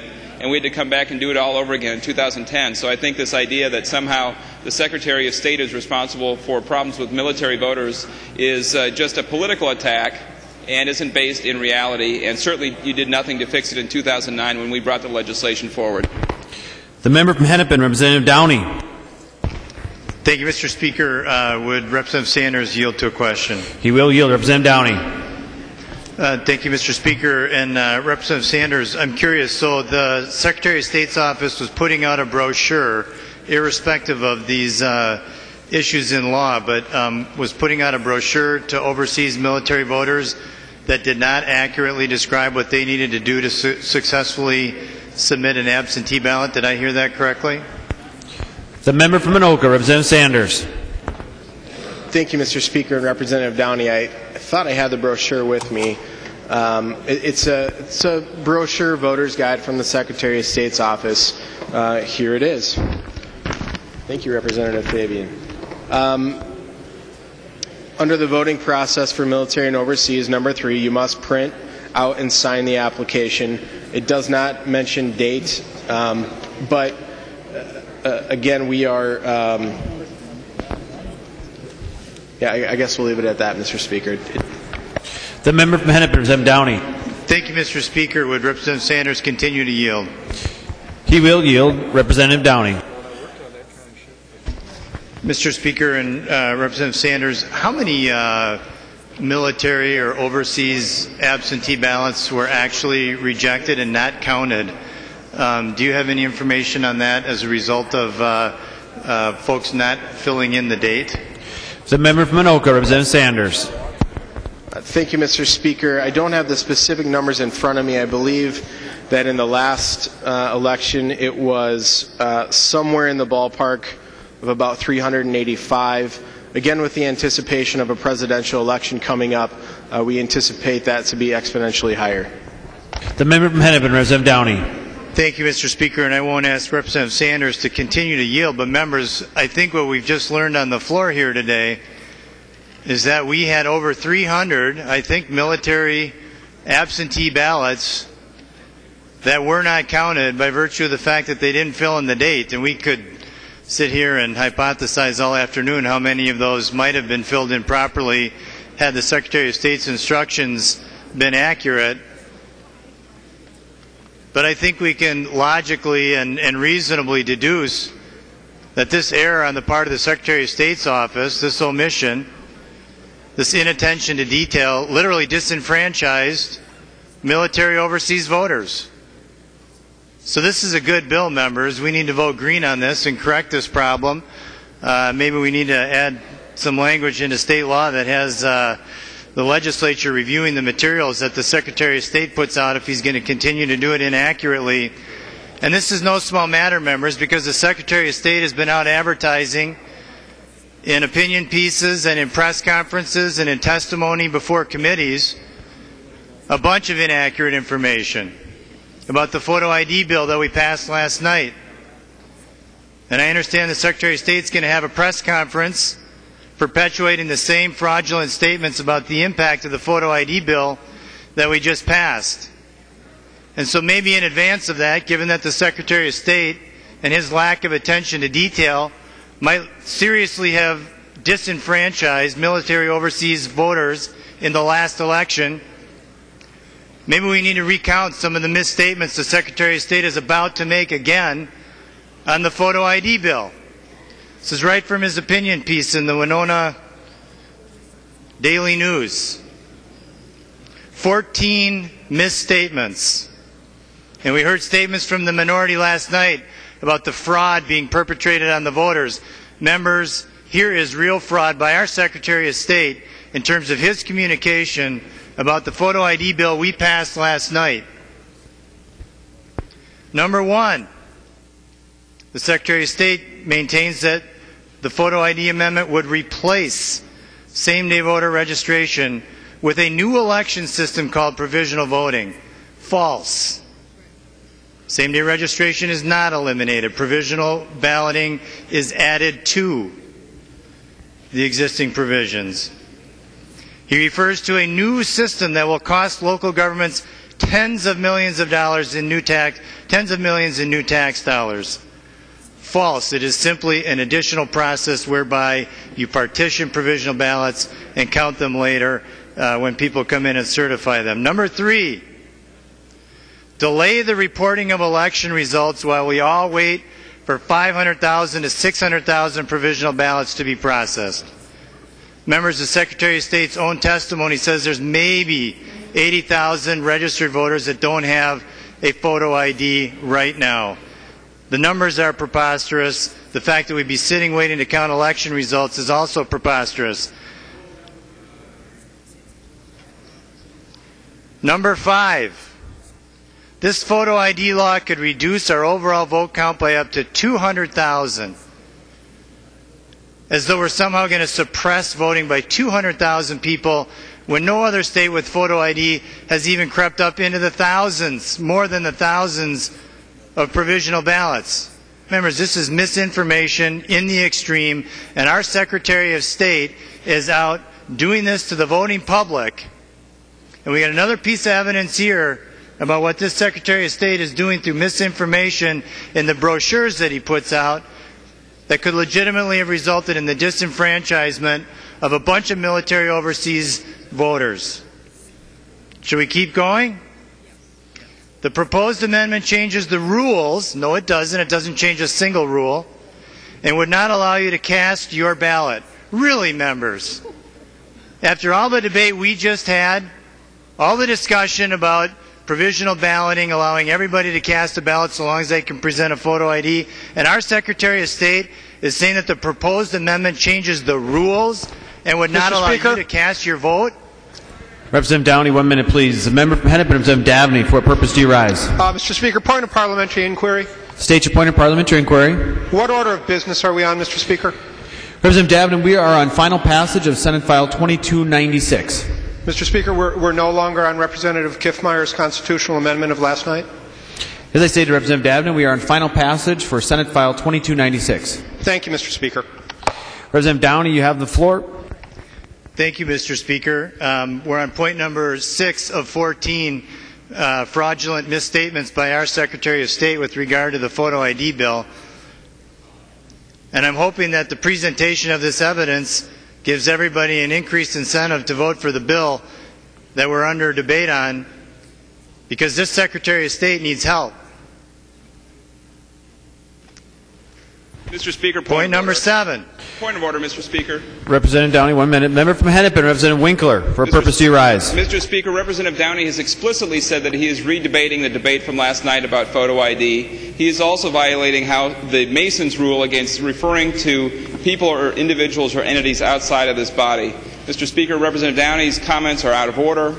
And if we wanted to have a debate longer last night about photo ID, of course we could have been here to do that. And Representative Downey is free to do that on a bill that relates to photo ID, but he is both discussing a matter that is not before the body, and he is continuing a reference to a person who is outside of this chamber, which is not permitted under Mason's. And furthermore, he is continuing to present the same falsehoods he did last night. So that's an out-of-order debate over an out-of-order debate. So it's like double out of order, so you should double rule him out of order. Representative Winkler, as you well know, we allow for a pretty wide base and a lot of latitude when each member makes their speech. I would encourage all members to again continue to keep the point of the debate and the point of the bill on the floor debate. Representative Downey, you have the floor. Mr. Speaker, point of order. Representative Morrow, for purpose, do you rise? Mr. Speaker, I rise to raise a point of order under Mason's Section 124, Sub 3. Mr. Speaker and members, it is not the person but the measure that's the subject of debate. What Representative Downey is doing is focusing upon a member of the executive branch and also attributing motive to that person by using the term fraudulent. Mr. Speaker, we should be talking about the bill and not the person. Representative Morrow, as I stated with Representative Winkler, we allow a pretty wide latitude when members from both caucuses make their points. As we have, I will continue that tradition. I will not rule. I will ask Representative Downey and all members of the body to, again, keep your statements and your speeches to the bill, Senate File 2296. Representative Downey, you have the floor. Thank you, Mr. Speaker, and I will... Representative Downey, 1 minute, please. Representative Dabney, for purpose, do you rise? Mr. Speaker, point of parliamentary inquiry. State your point of parliamentary inquiry. Mr. Speaker, Mason's Section 120, Sub 1, in ancient rule governing debate is that, quote, no one is to speak impertinently or beside the question superfluously or tediously. Does that rule apply to all members of the body in debate? Representative Dabney, as I said, and in not ruling on Representative Morrow or Representative Winkler's point of order, I would allow a pretty wide latitude for all members as they're building their base when they're discussing an issue before the body. I'm going to again defer a ruling on that and ask all members of the body to keep the debate to the bill, which is final passage on Senate File 2296. Representative Downey, you have the floor. Thank you, Mr. Speaker, and I will respect the Speaker's ruling on those other points of order. Some of my comments may have been superfluous, but I certainly don't think they were tedious, and I think they're extremely relevant to much of what we are debating here today, which is a correction in law so that we don't have the same problem with military overseas ballots. It's a very good bill. I'd urge a green vote. And for those who are interested in points 8 through 14 out of the Secretary of State's opinion piece, I'm glad to cover off with that members one-on-one or perhaps at other press events. Thank you, Mr. Speaker. The member from Sherburne, Representative Kiffmeyer. The member from Hennepin, Representative Simon. Thank you, Mr. Speaker. Representative Downey, I blame myself. Maybe I wasn't clear enough in terms of the comments I made, so maybe I'm the one who bears the responsibility here. What I was trying to say, and I don't think said well enough, is that the problem isn't either Secretary of State Ritchie or Secretary of State Kiffmeyer. The problem is the statute. Both Secretaries of State in the application materials that are sent to overseas military folks are correct. They correctly state that HAVA does not require a date. Both Secretaries of State are correct. The problem here, and the reason why Representative Sanders is bringing this bill is because we need to change the statute. The statute incorrectly characterizes HAVA. So if I left the impression that it was a mistake of either Representative Kiffmeyer or Secretary Ritchie, either Secretary of State, who had the same language, then I apologize if I left that misimpression. The idea is we need to change the statute. It's a technical change so that it accurately reflects HAVA. That's the idea. Neither of the Secretaries of State are at fault here. What's at fault is state law. I don't know whose fault it is. Someone stuck it in and inaccurately characterized the federal law. That's why we have this bill. The member from St. Louis, Representative Gauthier. The member from Sherburne, Representative Kiffmeyer. The member from Anoka, Representative Sanders. Thank you, Mr. Speaker and members. To the bill, I want to thank Representative Simon for his work on this throughout the process. Members, this is a very good bill that is, again, a fix statutorily and a preventative measure for our military and overseas voters. I appreciate the debate on it, but look forward to making this fix statutorily for our military and overseas voters, and I ask respectfully for a green vote on the bill. Thank you. The member from Hennepin, Representative Loeffler. Thank you, Mr. Speaker. And members, I think I need to bring us back to what is now the bill before us. And it's not just a technical little fix, as Representative Sanders described. That's where we started about, I don't know, an hour and a half, 2 hours ago. What we have now in front of us is a major, major change in the conduct and timing of elections, not just for us, not just for people running for state offices, but for all of our local elected officials and our school boards, from whom I have heard nothing on this topic. And what was the major heart of this bill now is whether or not we should, via a floor amendment, not in a public process with hearings and notice and input from a lot of people, change to a June primary, a major policy change, a major change, and that will bring, I think, electioneering into the conduct of the legislative session on a regular basis on election years, and that will disrupt the normal flow of things within our community. I do not look forward to going to a graduation ceremony and having people having campaign buttons on for various school board candidates at a time when the community should be united in celebrating what's happening with those young people in their lives. And I would urge us to vote no against this. There'll be plenty of time to address this issue in the future. Seeing no further discussion, the clerk will take the roll on the bill as amended.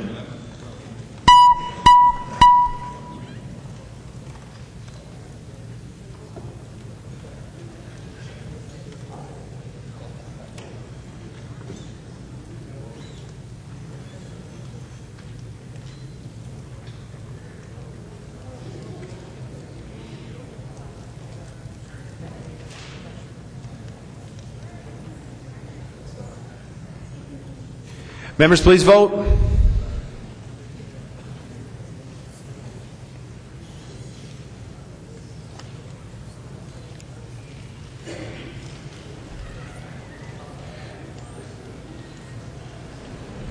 The clerk will close the roll.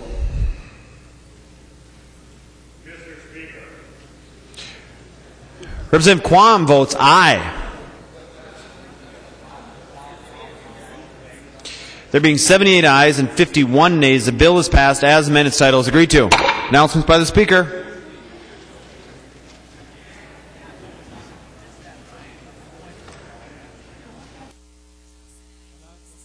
Announcements by the Speaker. The Speaker announces the appointment of following members of the House to a conference committee on House File 2128. Quam, McDonald, Murphy E. Announcement by the Speaker. The Speaker announces the appointment of the following members of the House to a conference committee on House File 2173. Kiefer, O'Driscoll, and Dietrich. Announcement by the Speaker. The Speaker announces the appointment of the following members of the House to a conference committee on House File 2508. Barrett, Creasel, and Gauthier. Fiscal calendar for the day. The first bill on the fiscal calendar is Senate File 2493. The clerk will report the bill.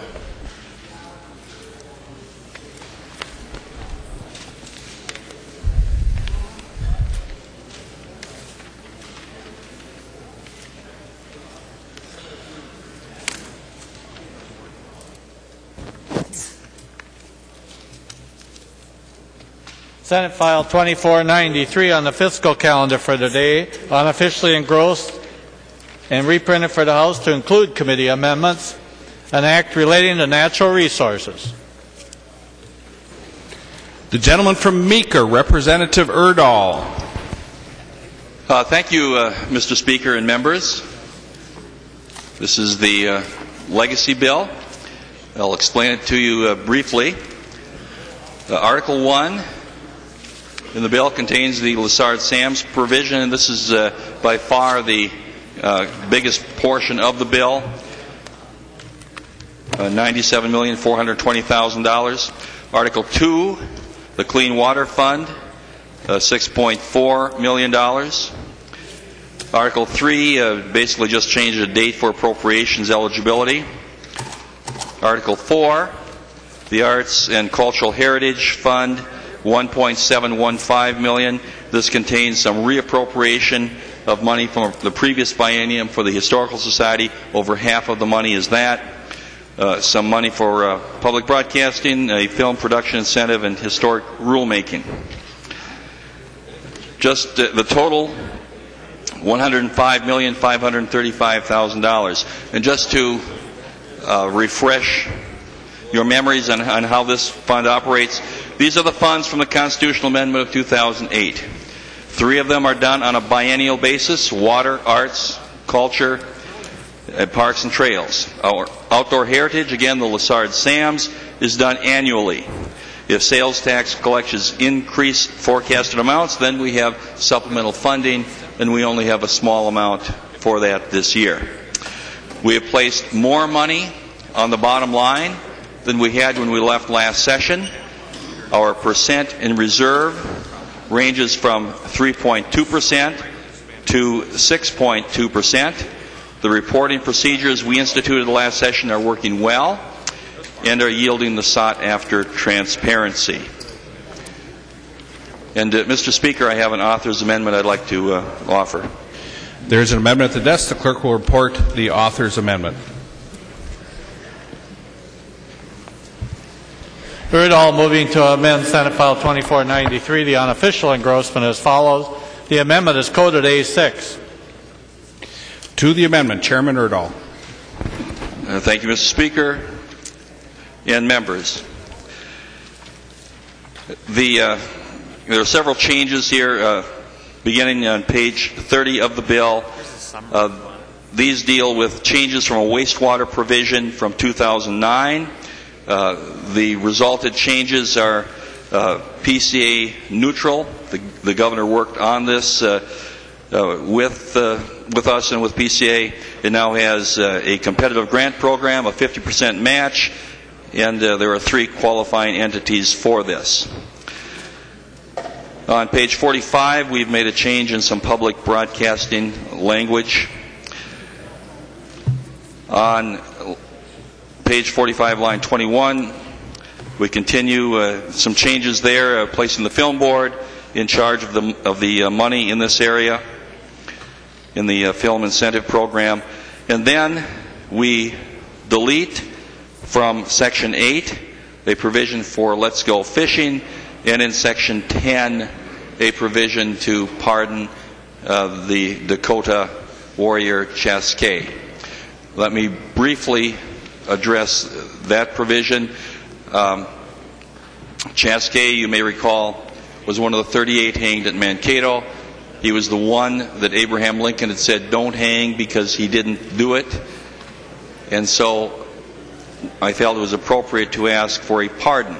Upon retrospection, I think that statute is far too impersonal, and that we should do a letter asking Governor Dayton to ask President Obama to issue a pardon for the Dakota warrior Chaskey. And so later, I will have that letter, and you will all have the opportunity to sign on to that. So with that, Mr. Speaker, that is my amendment. To the A36 amendment. All in favor say aye. Opposed? The amendment is adopted. There's an amendment at the desk. The clerk will report the amendment.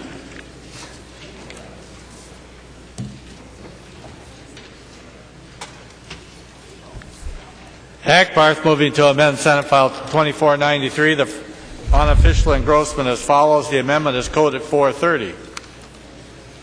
The gentleman from Anoka, Representative Hackbarth. Thank you, Mr. Speaker and members. This is an amendment that has to do with the electric fish barriers that is in the bill, and we're just trying to tighten it up and make it very, very clear on what it can and cannot be used for. Discussion. The gentleman from Meeker. Thank you, Mr. Speaker, and I would gladly accept this and take it to conference committee. The lady from Hennepin, Representative Wagenius.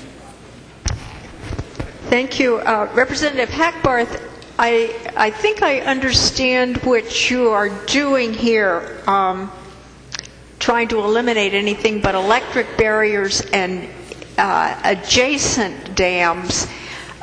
So I'm questioning your use of the word surrounding rather than some other word like adjoining or related, because this an additional dam would not surround the barrier. So I see what you're after, but I think that choice of words is wrong, and I just leave it to your discretion here. But I think you are getting a structure here that doesn't work. That's one thing. And the second thing,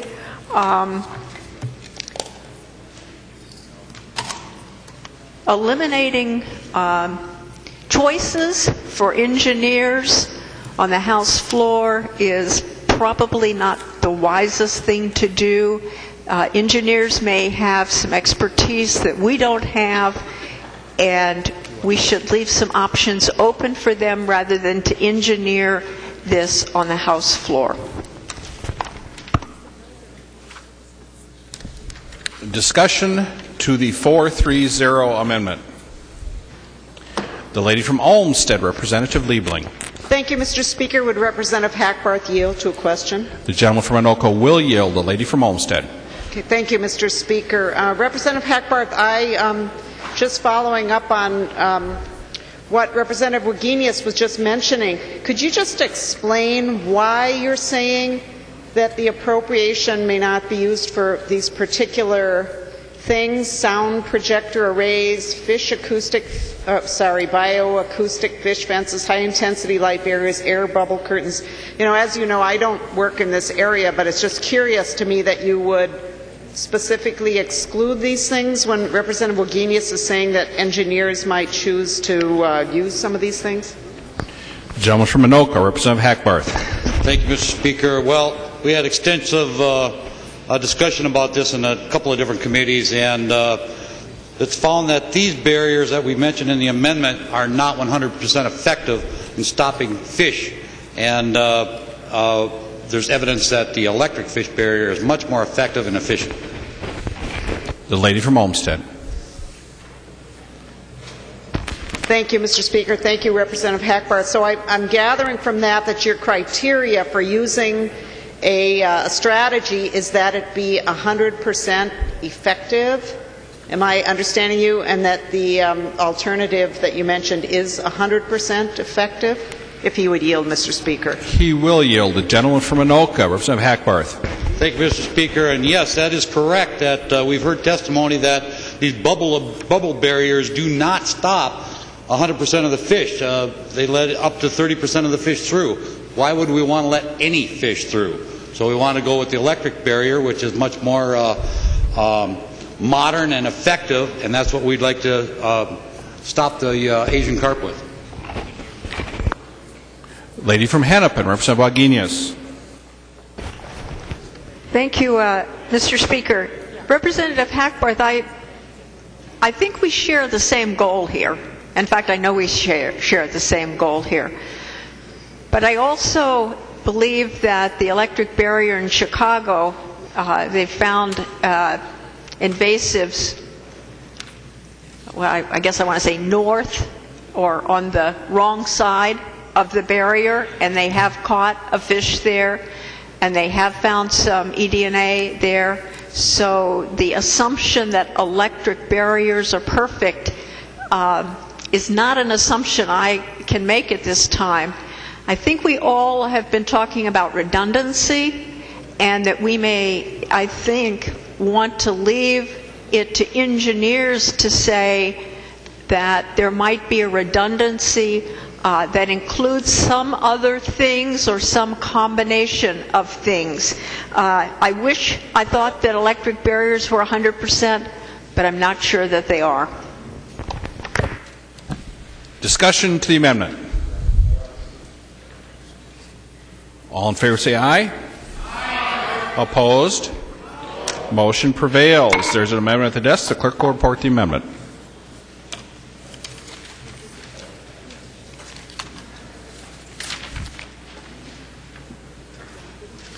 Biskins and others moving to amend Senate File 2493, the unofficial engrossment as follows. The amendment is coded A14. The gentleman from Scott, Representative Biskins. Thank you, Mr. Speaker and members. It wasn't all that long ago that the governor of the state of Minnesota was here on the House floor, gave his State of the State speech, and during the State of the State speech, he threw down the gauntlet.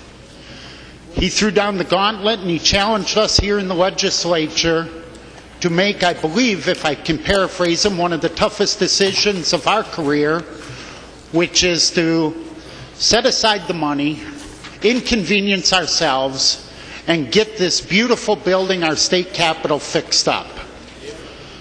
Members, we've heard a lot of discussion this year about repairing the Capitol. We know it's crumbling. If you just walk around the Capitol, you can, like one of my constituents did, pick up parts of the marble that are falling all the time off of our Capitol. We have one of the most beautiful Capitols in the United States of America. Cass Gilbert did a wonderful job. Our predecessors did a wonderful job of standing the post, doing what needed to be done to create this beautiful cultural heritage called the state capitol. Members, what this amendment does is it takes $1 million that has been set aside in the bill in the statewide historic and cultural grants. There's $5 million in the bill for that purpose. It takes $1 million and sends it to the state capitol. And then for the next 7 years, it sends $30 million from the Cultural Heritage Fund, which collects about $50 to $55 million every year. It dedicates $30 million of that towards fixing up the state capitol for 7 years. In 7 years, we will have put aside $211 million to fix up this state capitol, and it will cost the taxpayers a total of $211 million. Now, I know there's a bonding bill that's on the fiscal calendar which fixes up the state capitol. That bonding bill puts $221 million to fix up the state capitol, and yet will cost the taxpayers of the state of Minnesota $337 million because of something called debt service. $116 million to debt service. So we can take a project that's going to cost about $210 million, $220 million, and pay for it with that amount. Or we can take a project that's going to cost $221 million and pay an extra $116 million because of debt service. Well, I think we do have a fiduciary responsibility to the taxpayers of the state of Minnesota. I think we all agree that this building needs to be fixed and renovated and repaired. I hope you can support this amendment, and Mr. Speaker, I'd like a roll call. Roll call having been requested. Are there 15 hands? Seeing 15 hands, there will be a roll call. Discussion to the amendment. The gentleman from Meeker, Chairman Urdahl. Thank you, Mr. Speaker and members, and I certainly commend Representative Biskins for his persistence in this particular endeavor. However, I must oppose it for various reasons. First of all, the Constitution refers to, and our intent is using traditional sources of funding. We get into the supplant versus supplement issue. And certainly, over the years, when the piecemeal repairs that have been done in this building have been done, it's been through bonding proceeds. I fear that this would open up lawsuits. There would be great opposition. I do not believe that this was the intent of the people of Minnesota to use the money in this way, and that critical repairs would be delayed because of that. Also, the Department of Administration did an analysis of the possible use of legacy funding for this building, and their conclusion was that $30 million would be eligible for the building using legacy funds, but it would be in the last year of the renovation, which on their schedule would have been 2015, and that would have been for the artwork and the art-related work that would be in the finishing part of the process again in 2015. And so, for these and other reasons, I think that this is not the road that we wish to go down right now. Discussion. The gentleman from Cass, Representative Howes. Thank you, Mr. Speaker. I would speak against the amendment. My good friend from Scott County has a good idea here, and I'm sure he strongly supports it, but what the governor did say in his State of the State address was he said, make the tough decision, commit to restoring the Capitol now, do it now, and fully fund it for a fair price and a solid timeline. Now, when we built this Capitol back in the late 1800s and early 1900s, we built it for a total of $4.5 million. State of Kansas did it in about a 15 to 20 year span at the approximate same time during the early 1900s. And they did it a little by little by little, like you're doing here in your amendment. And they got to a point where they erected the stone structure just on the outside, nothing inside, wasn't sealed up tight. They ran out of money, waited 2 years, had a severe winter, totally ruined the stone. They had to take it down, rebuild it. But the point I'm trying to make here, when they nickel-dimed it to death, it cost them $32 million. So I don't know what that's 8 times as much to build that Capitol. If you did it the way you're doing it, want to do it, Representative Biskins, you're going to add inflation, probably about $40 million in inflation. You're also going to add what we call mobility charges.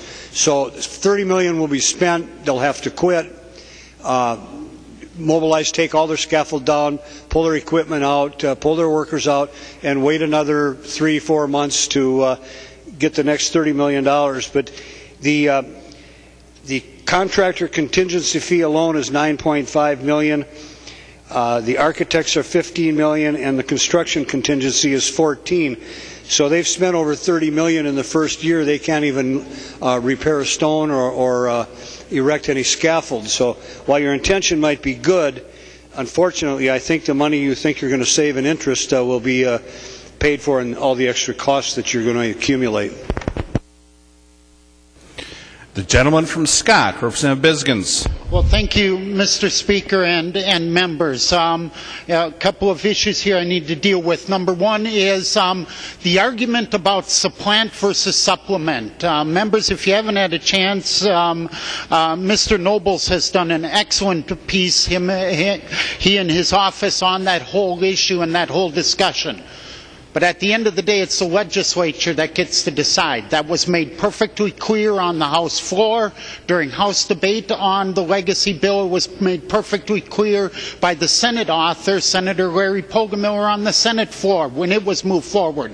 I find it hard to believe that the author of this bill is saying he's got some concerns with supplement versus supplant, when during the Committee on Ways and Means we found out that the Let's Go Fishing program, which used to be funded out of the general fund, is now being funded out of legacy dollars. Supplement versus supplant. He broke his own rule, if that's such a firm and hard rule, and yet it's here in the bill. Members, we talk about the constitutionality. Okay, let's play. I've got all the tabs here. The first step at constitutionality is what's the intent of the voters? Well, the intent of the voters, and they voted for this, I will read it, and 19.75% shall be deposited in the Arts and Cultural Heritage Fund and may be spent only for arts education, and arts access, and to preserve Minnesota's history and cultural heritage.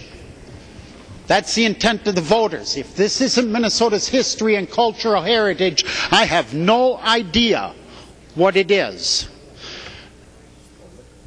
We have the statement from Mr. Stephen Elliott, Director, Minnesota Historical Society, where he talks about the use of these dollars, and he says, preservation, like environmental resources, once historic resources are gone, they can never be replaced. ACHF support is helping local historical organizations statewide protect fragile collections and historic buildings. He has mentioned how they use the funds for historic buildings. If this isn't a historic building, I don't know what is. Members, the intent of the legislature, and I've got the quotes from the debate on the House floor when Representative Sertich stood at that microphone and said, and I quote, "It is up to the legislature to decide how this money will be allocated." That was the intent of this body when we passed it to the Constitution. I have the quote from Senator Poggemiller, who said, "We went to the word cultural heritage to give broader applicability to the legislature to decide how to use these funds." This whole argument about what we're worried about lawsuits is a make-believe argument. Members, I'm not taking away all the money from arts projects statewide, money which, of course, they didn't even have 3 years ago. I am allocating $30 million of the more than $52 million every year, $30 million of it for just 7 years for this building. And then they can have all of their money to do with the projects that they need.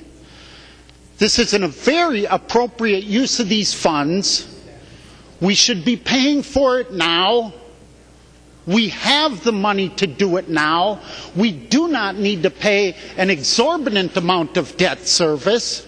We do not need to have the next generation take care of something we can take care of right here and right now.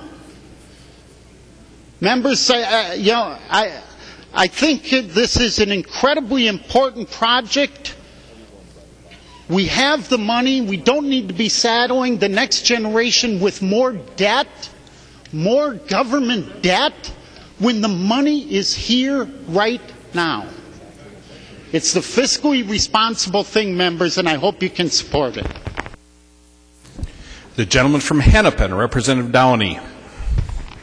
Thank you, Mr. Speaker. I actually was hoping to ask a question of the chair of the Capital Investment Committee, but as compared to doing that, maybe I'll just make a generalized statement in support of the Biskins amendment. Members, the amendment runs for 7 years, 2014 through 2021. Oh, Representative House is here. Mr. Speaker, would Representative House yield to a question? The gentleman from Cass will yield. The gentleman from Hennepin. Thank you, Mr. Speaker. And Representative House, you referenced the duration of the project as a potential weakness here in the Biskins amendment. I'm curious on the capital restoration bonding bill. Do you know how many years that project is scheduled to run, start to finish? Gentleman from Cass. Representative Downey, approximately 4 to 5. Gentleman from Hennepin. Thank you, Mr. Speaker. And just to the point of somehow this project getting wildly more expensive or have issues because of the extended duration under the Biskins amendment, I just would make note that under his proposal here, we might have to run the project for a year or two or a couple of years longer than what's already planned for in the capital restoration bonding bill.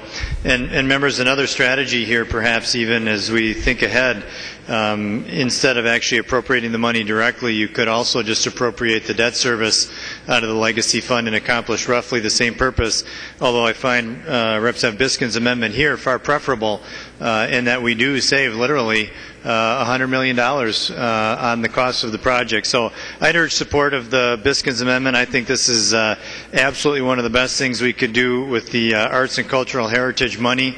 When you think about the entire lifespan of the Arts and Cultural Heritage Fund, and literally, I don't know, I have to do the rough math, but hundreds and hundreds of millions, maybe even $1 billion over the life of it, to allocate $200 million of that to this building, I think is a really nice appropriation from that overall endowment of the taxpayer. So I'd urge a green vote on the Biskins amendment. Lady from Hennepin, Representative Loeffler. Thank you, Mr. Speaker and members.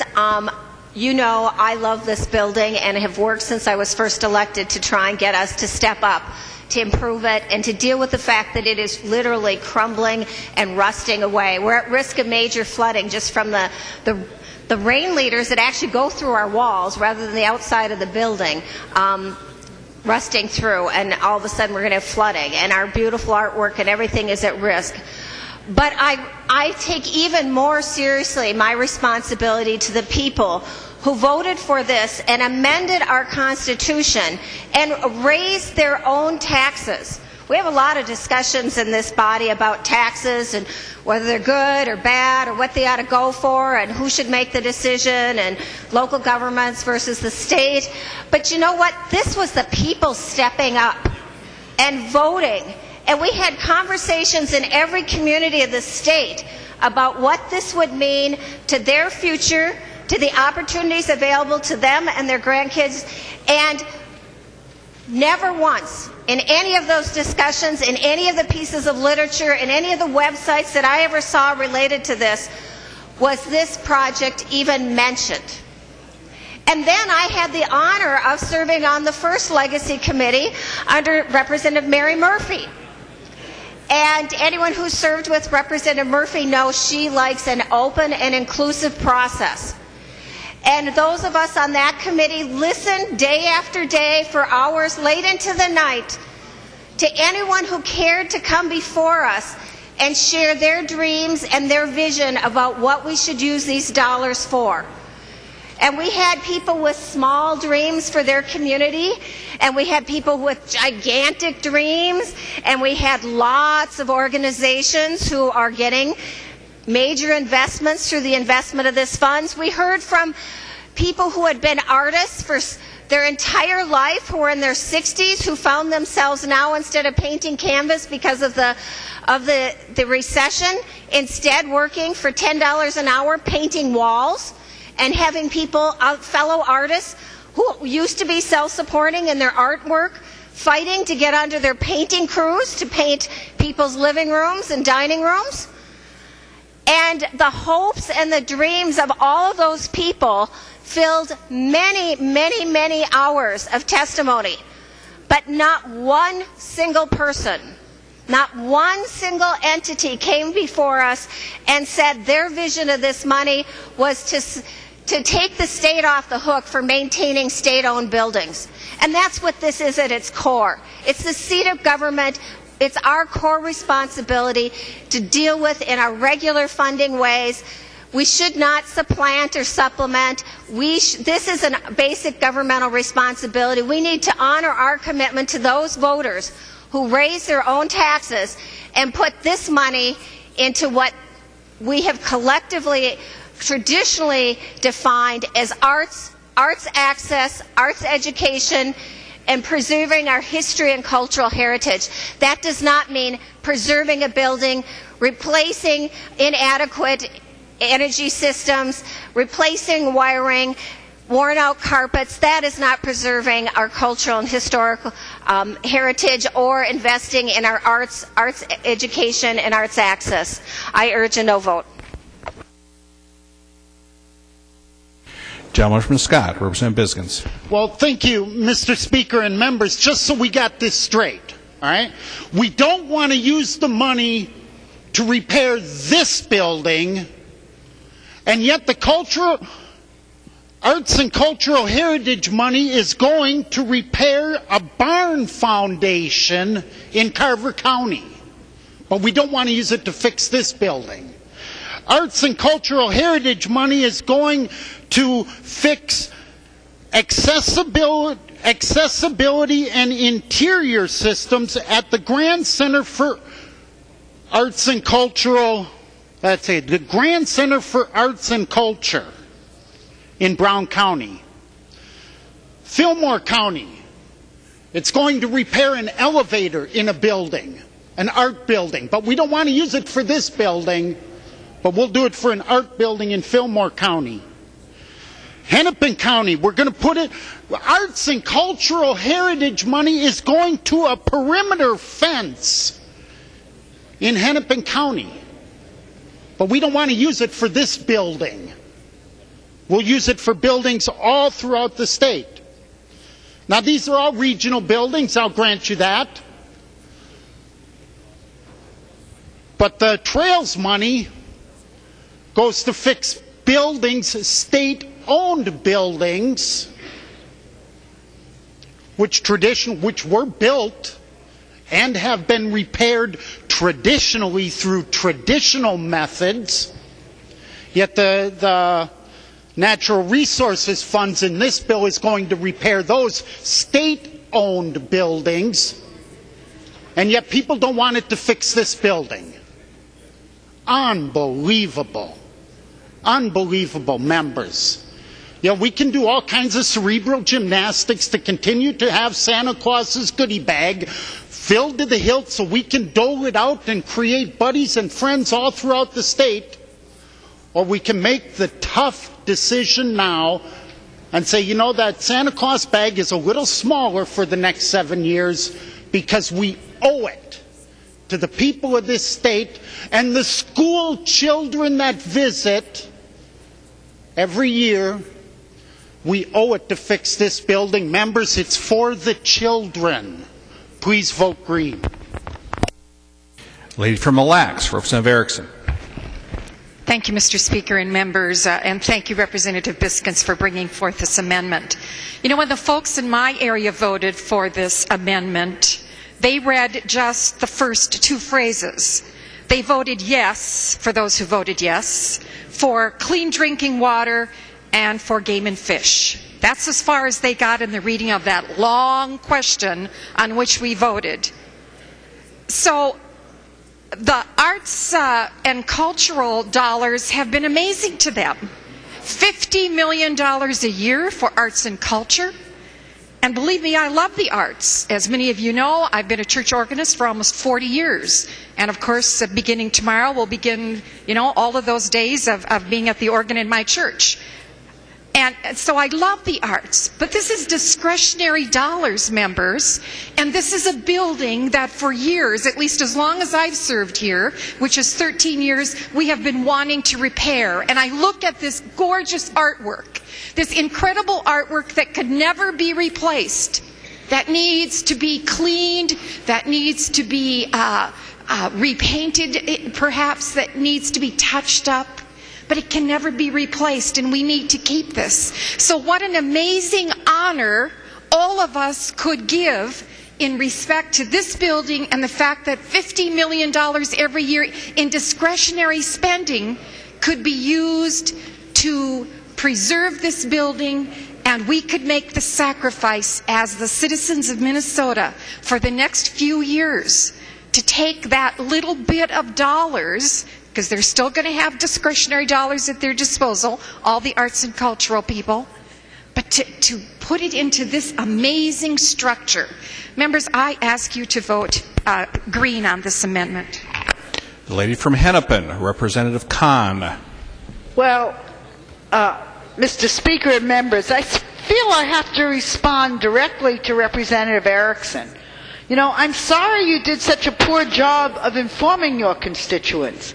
My constituents, and if I had a picture of my campaign literature for that time, clearly understood what every word of the amendment was down to the last possible words. So I don't think we need to be here to just respect the fact that you didn't do a very good job of informing your constituents of what they were voting for.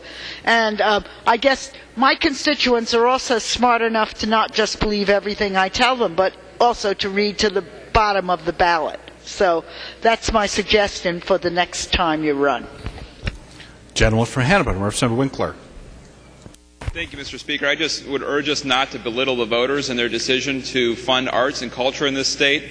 If you had put a question on the ballot of whether they wanted to raise their sales tax in order to refurbish the air conditioning at the state capitol, they probably would not have voted yes on that.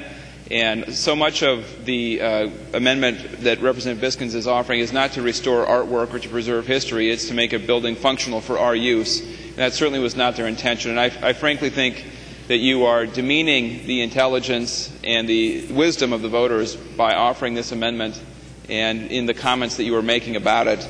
Obviously, there are problems with the legacy fund in some ways, and the idea behind it is problematic in legislating through the Constitution. But I would hope that after last night, legislating through the Constitution isn't going to be your number one argument against funding arts and culture in Minnesota. Discussion. Clerk will take the roll.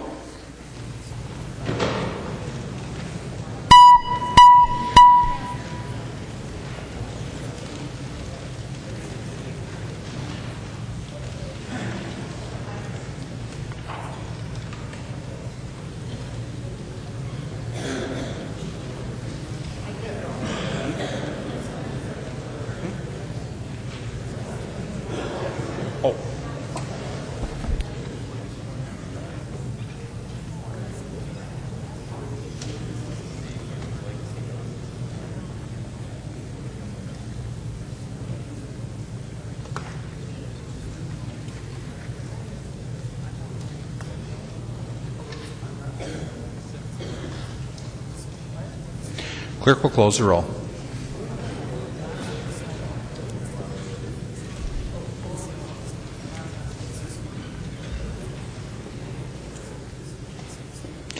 There being 52 ayes and 77 nays, the A14 amendment is not adopted. There is an amendment at the desk. The clerk will report the amendment. Hansen moving to amend Senate File 2493, the first unofficial engrossment as follows. The amendment is coded A24. The gentleman from Dakota, Representative Hansen. Thank you, Mr. Speaker and members. The A24 amendment brings the Outdoor Heritage Technical Evaluation Panels into line with the Clean Water Fund. It's a $40,000 transfer so that we're funding in the second year of the biennium the Outdoor Heritage Technical Evaluation Panels the same as clean water. Discussion. The gentleman from Meeker, Chairman Urdahl. Thank you, Mr. Speaker and members, and I will accept that amendment. Discussion. All in favor say aye. Aye. Opposed say no. The amendment is adopted. There's an amendment at the desk. The clerk will report the amendment.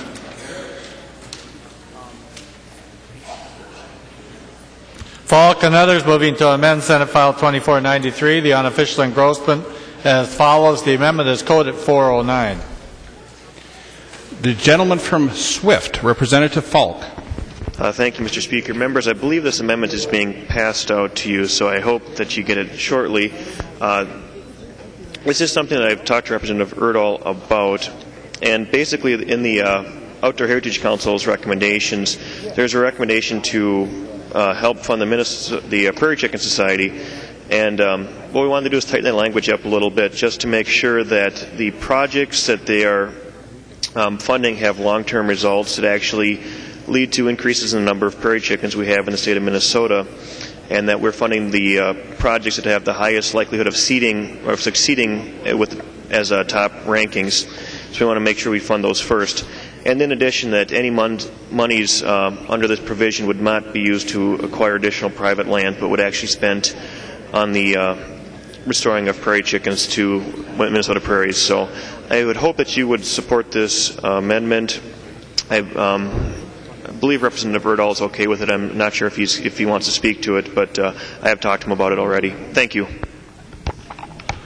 Discussion. The gentleman from Meeker, Chairman Urdahl.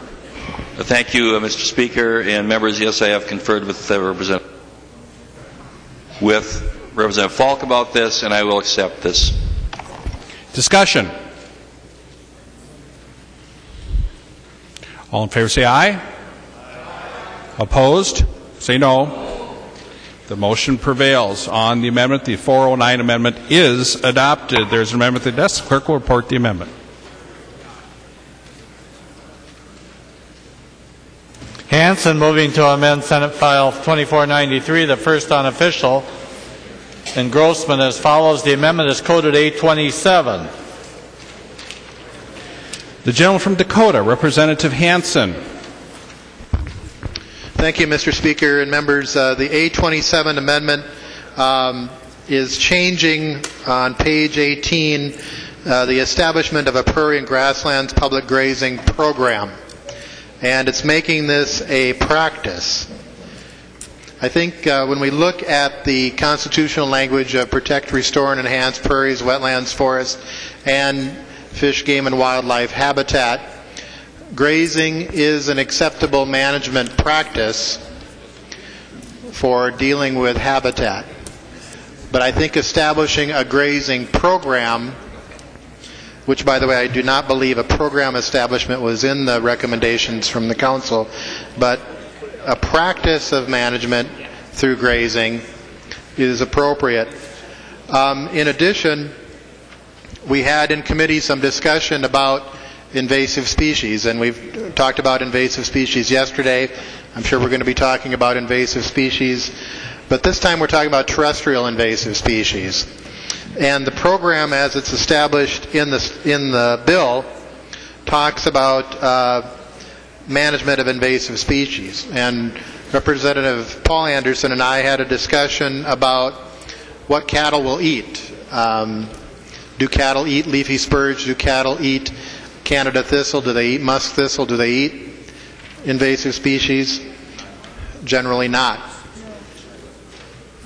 Use of grazing as a practice is for that consumption of the vegetative matter in the prairie. And therefore, my amendment is taking what is written as a program, the establishment of another government program, and making it a practice, and I would ask for a roll call vote.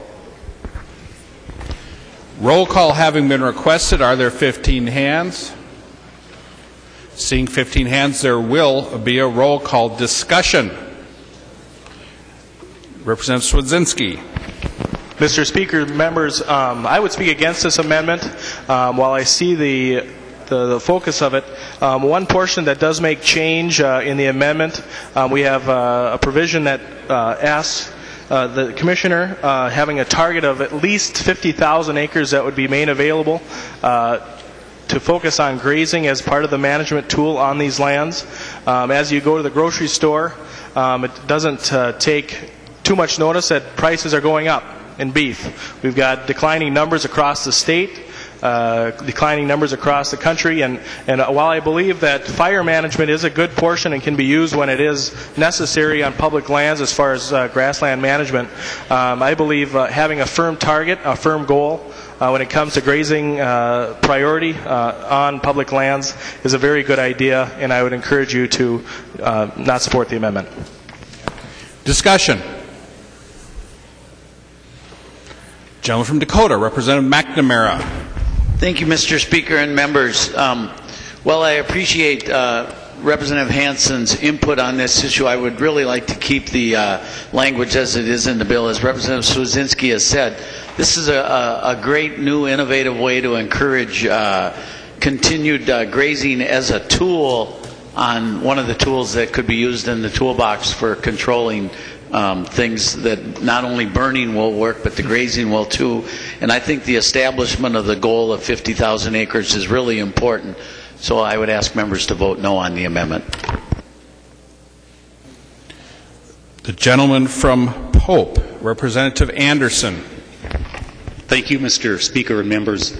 I notice in the language that it says livestock, which does not necessarily mean cattle, and there are other types of livestock that graze all kinds of things. I recall goats, for example, like to do a job on buckthorn, which would certainly be an invasive species. So I also support the language in the bill and would advise a red vote on the amendment. The gentleman from Watonwan, Representative Torkelson. Thank you, Mr. Speaker. Representative Anderson made my point about various types of livestock and their grazing habits. Thank you. The gentleman from Swift, Representative Falk. Thank you, Mr. Speaker. And members, I would remind the body that this is not an agriculture bill. This is a legacy bill. And so when we talk about agricultural issues, we should be focusing that on an agricultural bill. But the idea here that we're going to be grazing additional public lands, now if the idea and intent is to do invasive species management, then perhaps we should be targeting the species or the animals, livestock that actually would be successful in doing that, which would probably be goats or sheep or something of that nature. Cattle are probably less likely to be the ones managing for invasive species. That's just a simple observation of having worked with cattle. They're not apt to eat leafy spurge or Canadian thistle. But I also have some question too about when we are opening up some of these lands to grazing, that we're creating an unlevel playing field for the farmers or ranchers who would have access to these lands, because with then having public lands enrolled in these programs, or potentially ones owned by nonprofits enrolled in these programs, competing with private businesses, private farmers, private ranchers, and it does create an unlevel playing field. And I know some of the talk has been addressed, or some concerns have been addressed, or supposedly been addressed, that if some of these lands are enrolled by private nonprofits, that they do in fact pay property taxes and they do pay for some of the upkeep, but that's not always the case.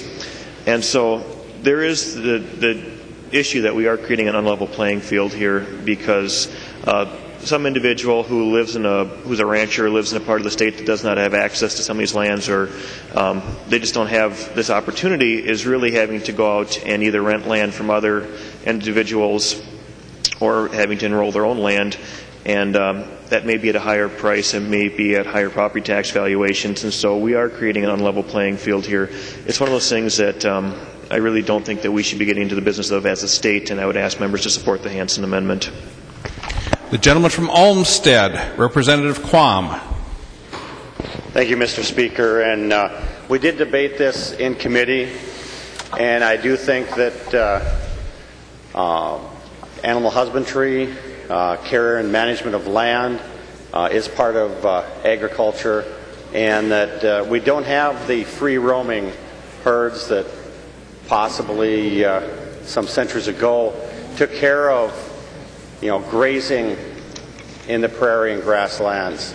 So I think that this is a unneeded change in language, because we had this debate, and I think we appropriately covered what should be done with this land that takes care of, just as we got rid of predators and deer populations expanded, the herbivores are actually the predators for plants.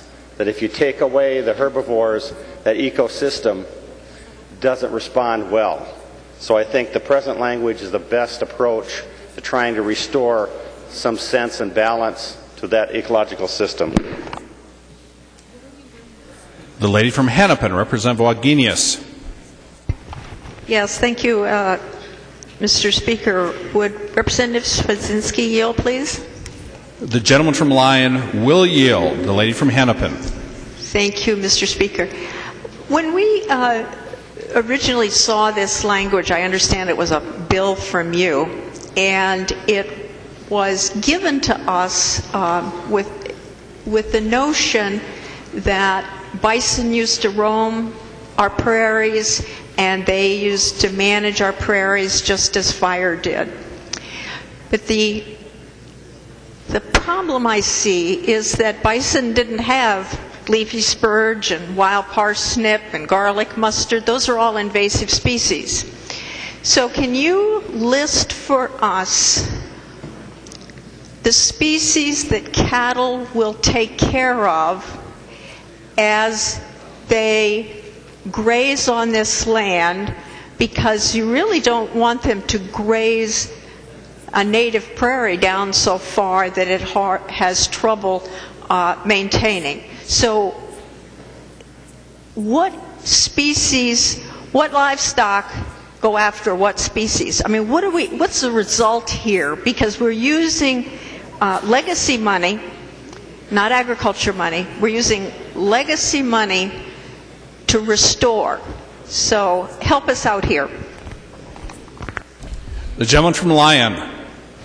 Mr. Speaker, Representative Wagenius, I think when we're talking, I spoke about cattle, but I also meant livestock in general as a spectrum of species that would be available to graze on this land. I do believe goats and sheep do, as an owner of goats and sheep, they do graze on and prefer actually other species besides just grass. But I think that one of the portions is also the trotting of the ground itself. And so as the hooves actually dig into the ground as they're walking around, and there would be a limited period of time that the livestock in general would be on this land to properly manage it. You know, the bill that I had put out there that this portion of the bill that's before us is talking about, I really went a little further than this. Rather than 50,000 acres, I actually was looking to do a no-net loss of grasslands across the state, which would look at grasslands in the same manner we look at wetlands. And grasslands being an important part of what we do in the state of Minnesota. And for every 20 acres or so of ground that would be purchased by the state, we would potentially fence that, but also fence in 60 or 40 extra acres beyond that, because normally the practice is, when it comes to grazing on public lands, is I think the Nature Conservancy has some rules that they like using on some of their properties, is about one every third year. So 1 out of every 3 years is the potential that they look at grazing. And so when we're looking at a no net loss, this bill obviously doesn't address that, kind of moving from that forward, this was kind of some in-between language that the folks concerned were somewhat happy with. So I don't know if that answers your question. No, probably not. The lady from Hennepin. Thank you, Mr. Speaker. If Representative Swedzinski would yield again. The gentleman from Lyon will yield. The lady from Hennepin. Okay. I think because this is the legacy money and we're using it to restore land, this is not general fund money used for agriculture, then we have to talk about the outcomes of restoration for this land. Okay, so I'm asking, and mainly it's been cattle that have been talked about. I know goats eat a lot more, but managing goats, they'll eat everything. So it's cattle that have been talked about. What invasive species that we are currently dealing with will cattle actually manage? That's my basic question. The gentleman from Lyon. Well, I think probably most of the invasive species on the list, as far as I think buckthorn, I don't believe that particular, but pretty much anything that goats will pretty much eat anything. So that may take care of it. Lady from Hennepin. Thank you. Would Representative Swedzinski yield again? The gentleman from Lyon will yield. The lady from Hennepin. Okay. I understand that goats will eat anything, but they also eat the prairie. So we're not going to be using goats for a management here. What we're talking about, and what everybody's been talking about, is using cattle.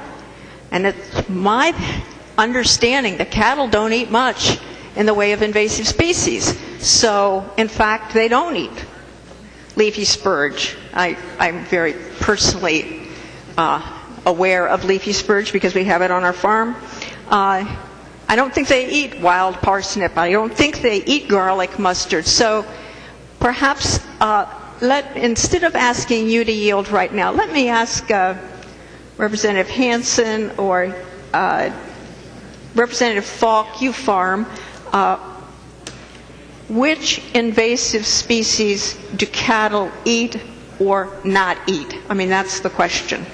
The gentleman from Swift will yield. The gentleman from Swift. Well, thank you, Mr. Speaker. Representative Wagenius, I've rarely ever seen or heard of a cattle eating Canadian thistles, maybe when they're very, very small. I have not been familiar with cattle eating leafy spurge. There's some talk that cattle, when they're hungry enough, they may eat burdock as one of the invasive species, but as far as wild parsnips or garlic mustard, I'm not familiar with cattle eating those either. Discussion. The lady from Hennepin. Thank you, Mr. Speaker. Representative Swedzinski, if you can't come up with what cattle can eat as a management tool, I think we really do have to think about this a little bit differently. And for that reason, I think we need to accept Representative Hansen's amendment. I mean, we need to do this by science, and from what I understand, well, we haven't had the science that's telling us what cattle will eat to manage. It's just not been put on the table. In fact, it's just the opposite. The cattle are going to eat the prairie and not the invasives. So with that, members, I would urge you to vote for Representative Hansen's amendment. The gentleman from McLeod, Representative Szymanski. Thank you, Mr. Speaker. And, Mr. Speaker, I would like to ask the representative from Hennepin, Representative Wagenius, if she would yield to a question. The lady from Hennepin will yield. The gentleman from McLeod. Thank you, Mr. Speaker. Representative Wagenius, you referenced leafy spurge in native prairie as an invasive species. If the prairie is not grazed, how is the leafy spurge handled without a grazing program? The lady from Hennepin. Thank you, Mr. Speaker. It's one of the areas where leafy spurge, I believe, is an Asian plant that came here, and some scientists went to its home country, I don't know which one it was, and found a beetle that feeds on leafy spurge. It feeds on its stem in the summer and eats its root in the winter, and it is the beetle is not an invasive itself. If the leafy spurge dies out, then the beetle dies. So it is one of the success stories of science finding the correct beetle, I don't know what, there is a name for it, and I don't know what the scientific name is, but the correct thing that will destroy leafy spurge. So that we have the Department of Agriculture here will give out beetles if you ask them, and we have gotten beetles from the Department of Agriculture or some other places and put on our leafy spurge, and that is how we manage it. The gentleman from McLeod. Mr. Speaker, would the representative from Hennepin continue to yield to another question? She will yield. The gentleman from McLeod. All right, Representative Wagenius, should a prairie infested with leafy spurge be open to grazing, would there be any problem putting these beetles into that same pasture, into that same prairie, to have them control that leafy spurge? The lady from Hennepin. Thank you, Mr. Speaker. I am not a farmer, and I can answer the leafy spurge question because we've dealt with it with beetles, but it is my understanding that cows don't like leafy spurge. I think that is what either Representative Falk or Representative Hansen said, so I would ask them to answer that particular question. The gentleman from McLeod.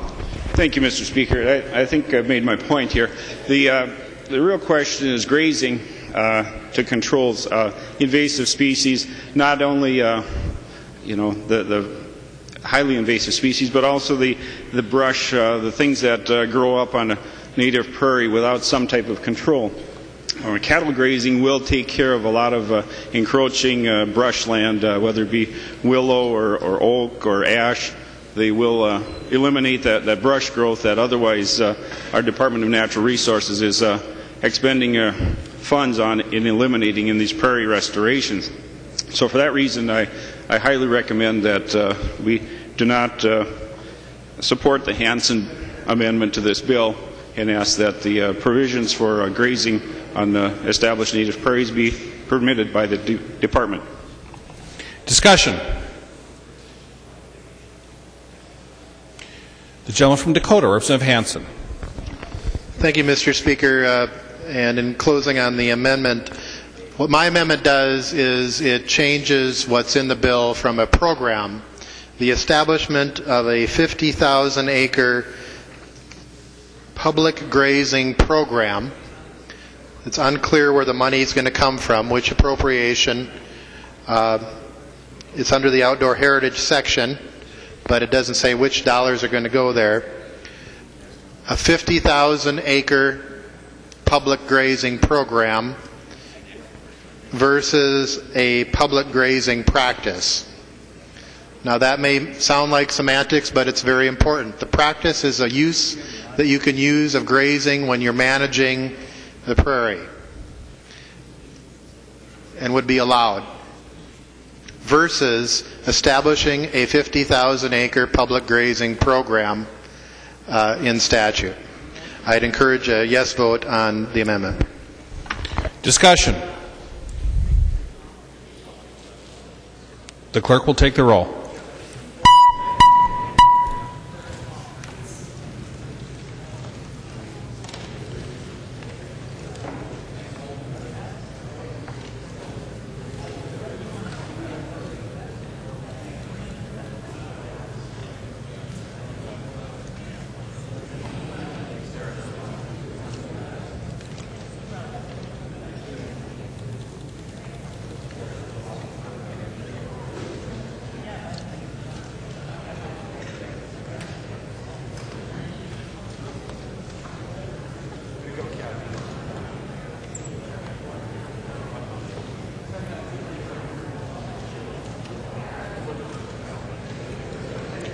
Members, please vote.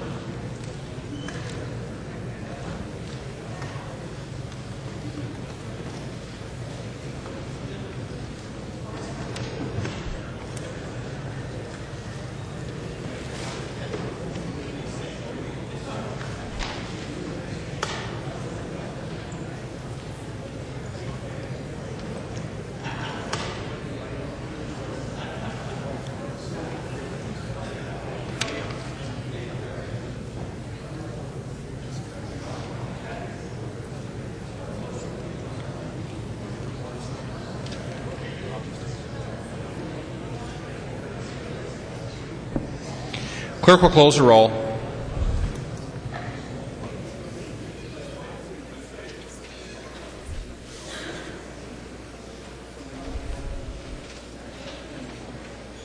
Khan votes aye. There being 45 ayes and 83 nays, the amendment is not adopted. There is an amendment at the desk. The clerk will report the amendment.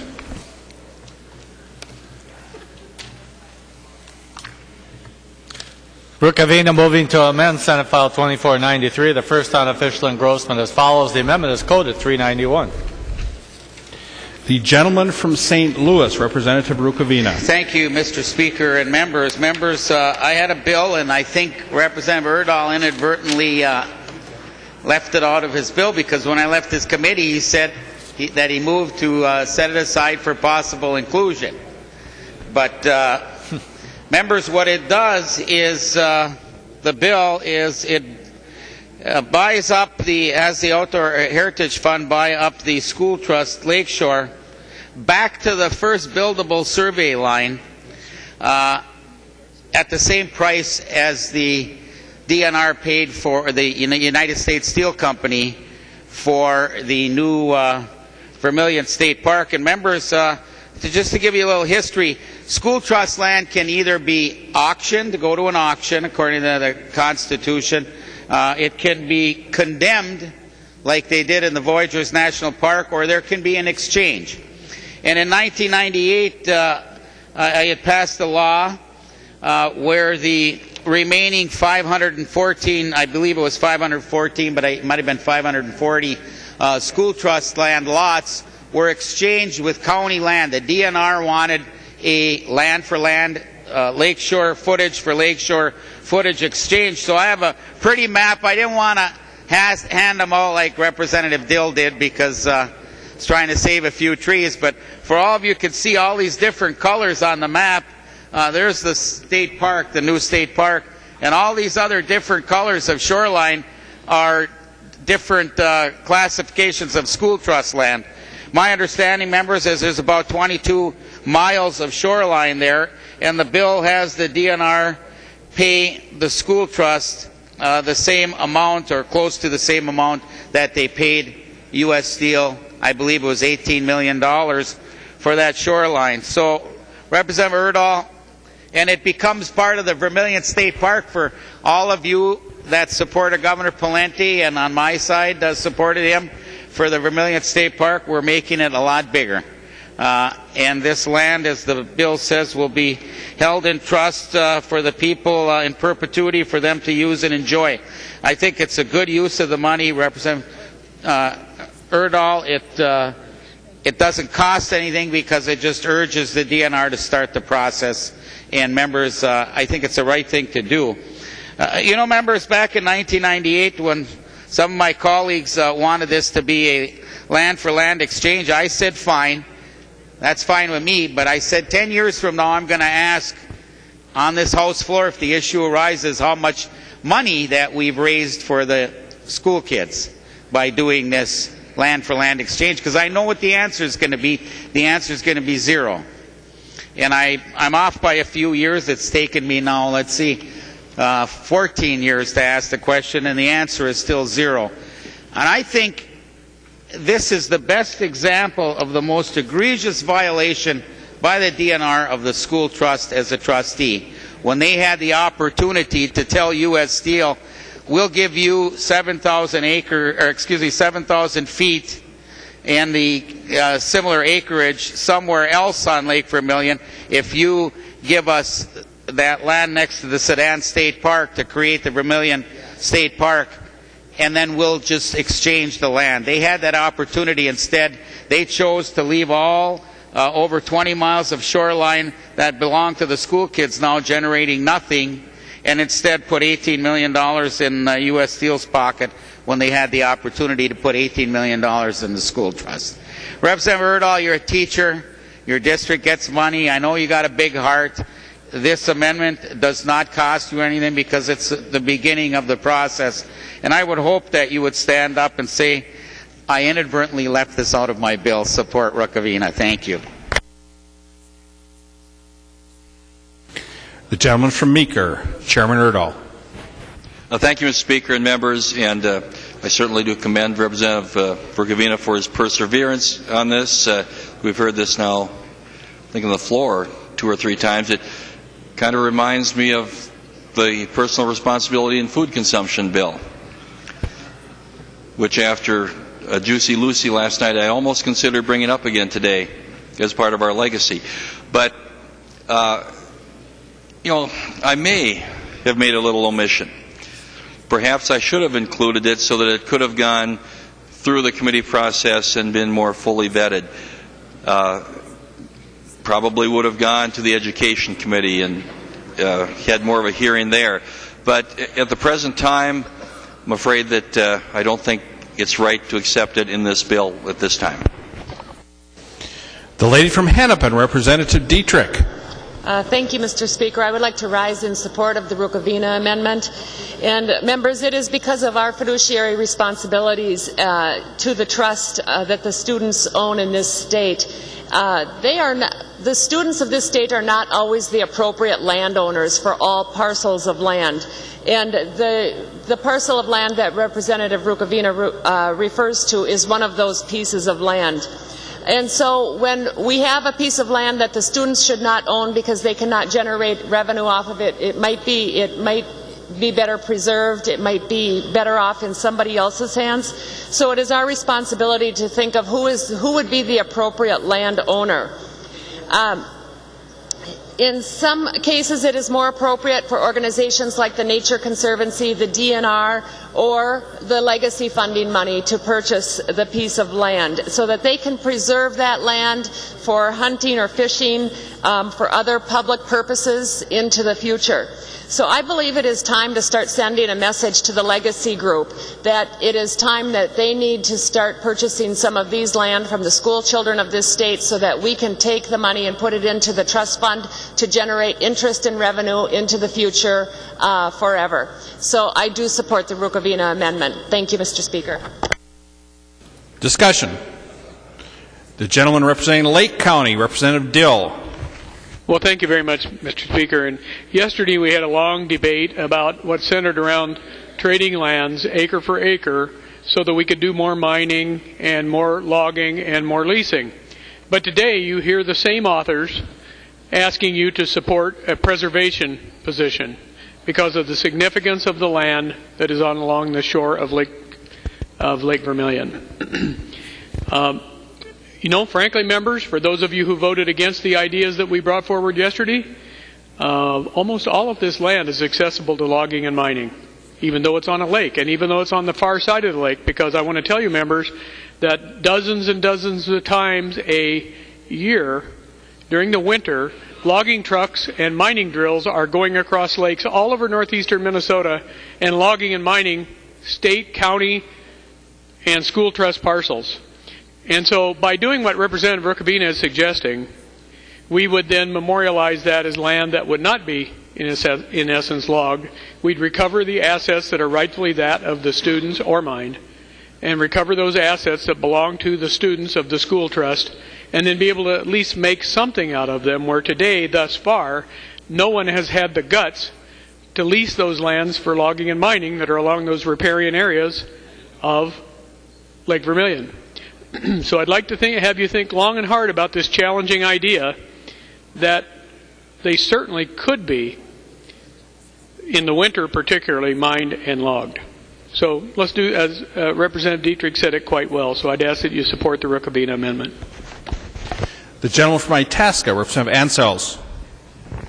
Thank you, Mr. Speaker. Members, what Representative Rukavina is asking the body to do with his amendment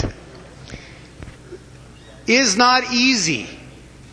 In fact, it's a hard thing he's asking you to do, but it's the right thing. And Representative Dietrich and O'Driscoll and others, you are to be complimented during your time here for asking the body to do the right thing, but the hard thing for kids in public schools all over the state of Minnesota. You know, the people of northeastern Minnesota, primarily, I mean, there's school trust lands scattered throughout the state, but let's face it, they're primarily in the northeast forested section of the state. But the people of northeastern Minnesota have shared their wealth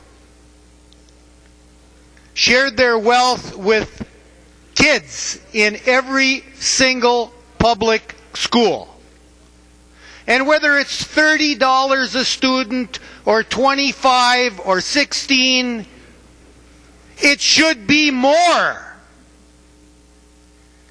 There is wealth to be developed.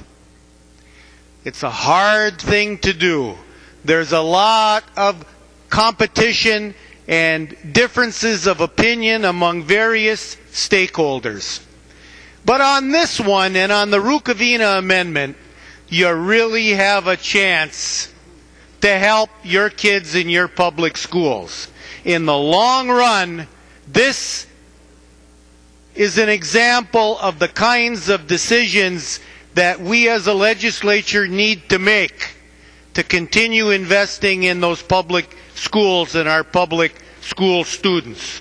So please see fit to support the Rukavina amendment.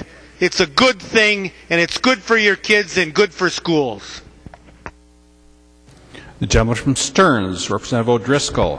Thank you, Mr. Speaker. Representative Rukavina, you know I'm right there with you on this because we've been working on this all session along with other people here in the chamber to get this going. My plea to you is that next year, if you're back and I'm back, that we continue to work with Legacy to get this out of the chute for the kids in the state of Minnesota. I think that some of that Legacy money should be used to purchase land from the kids. This could be top of list. And what I'd ask you to do is you're kind of, as you told me, on some of the things that were in my bill and some of the amendments that I had in 2244, I'm kind of out in the weeds on some of that. I think he just found me out there in the weeds this session.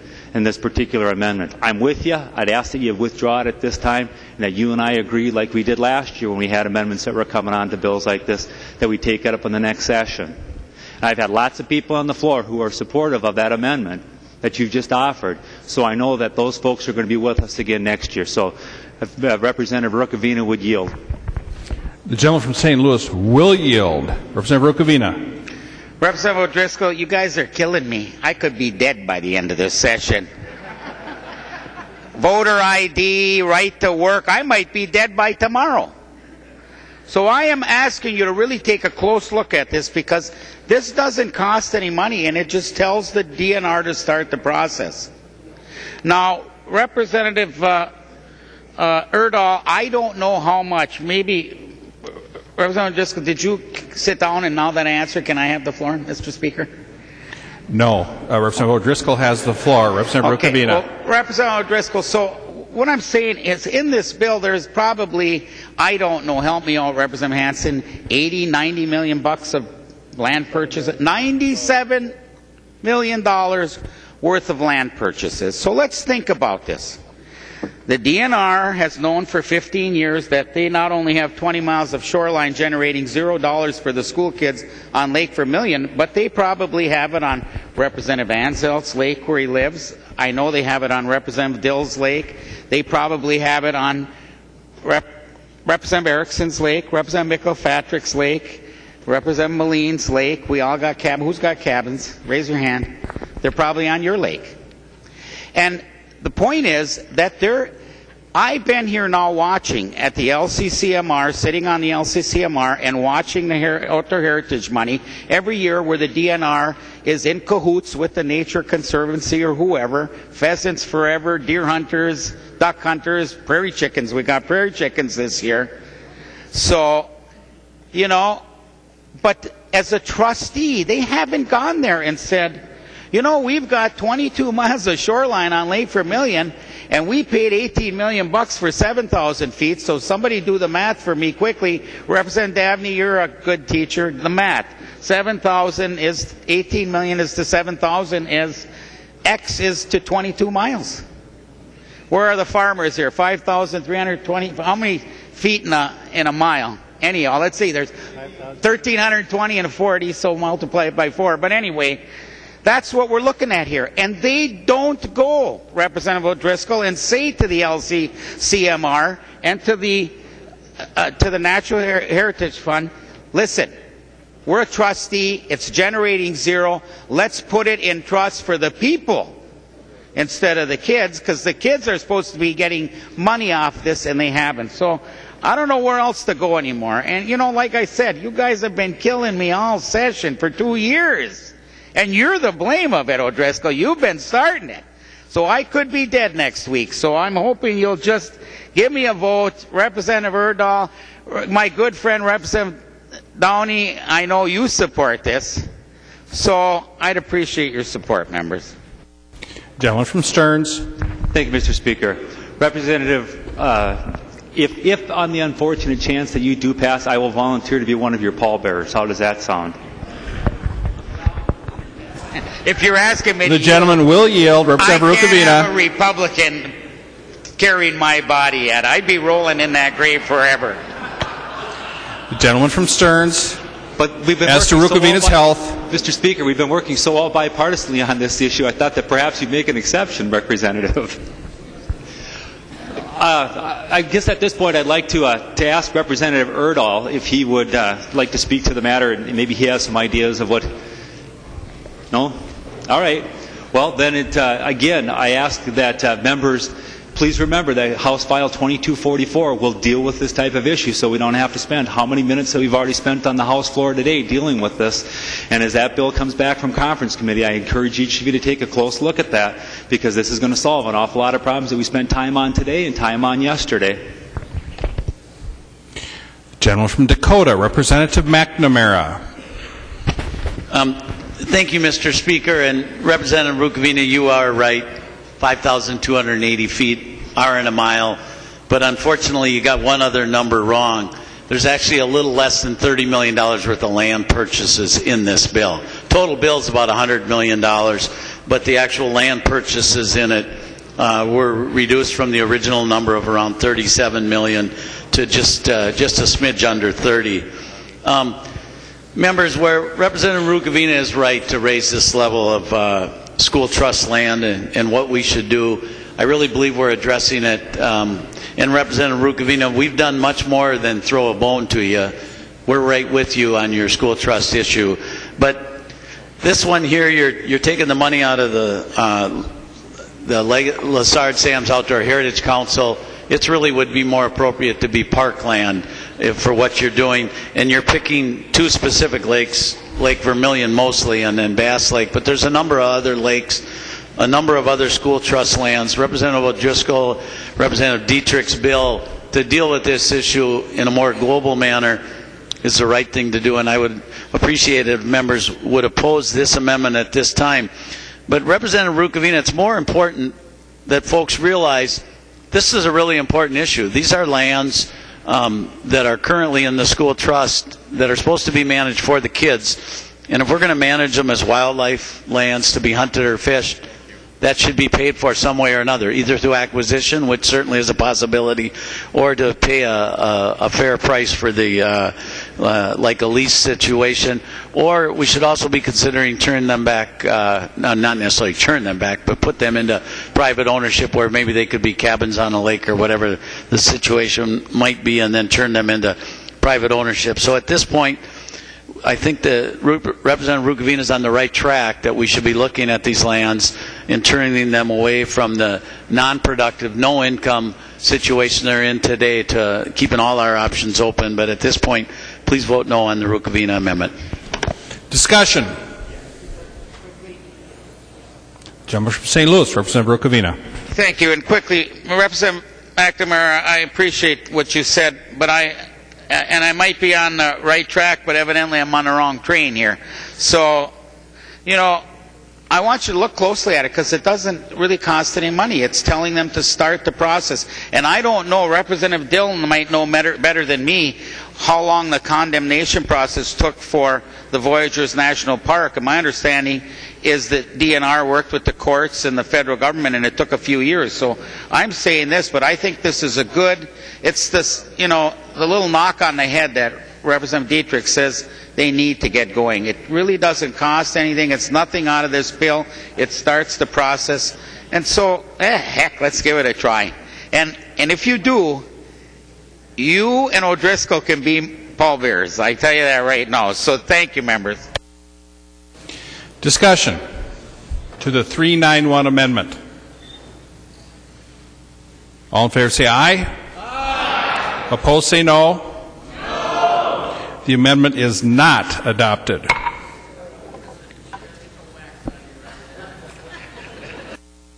There's an amendment at the desk. The clerk will report the amendment.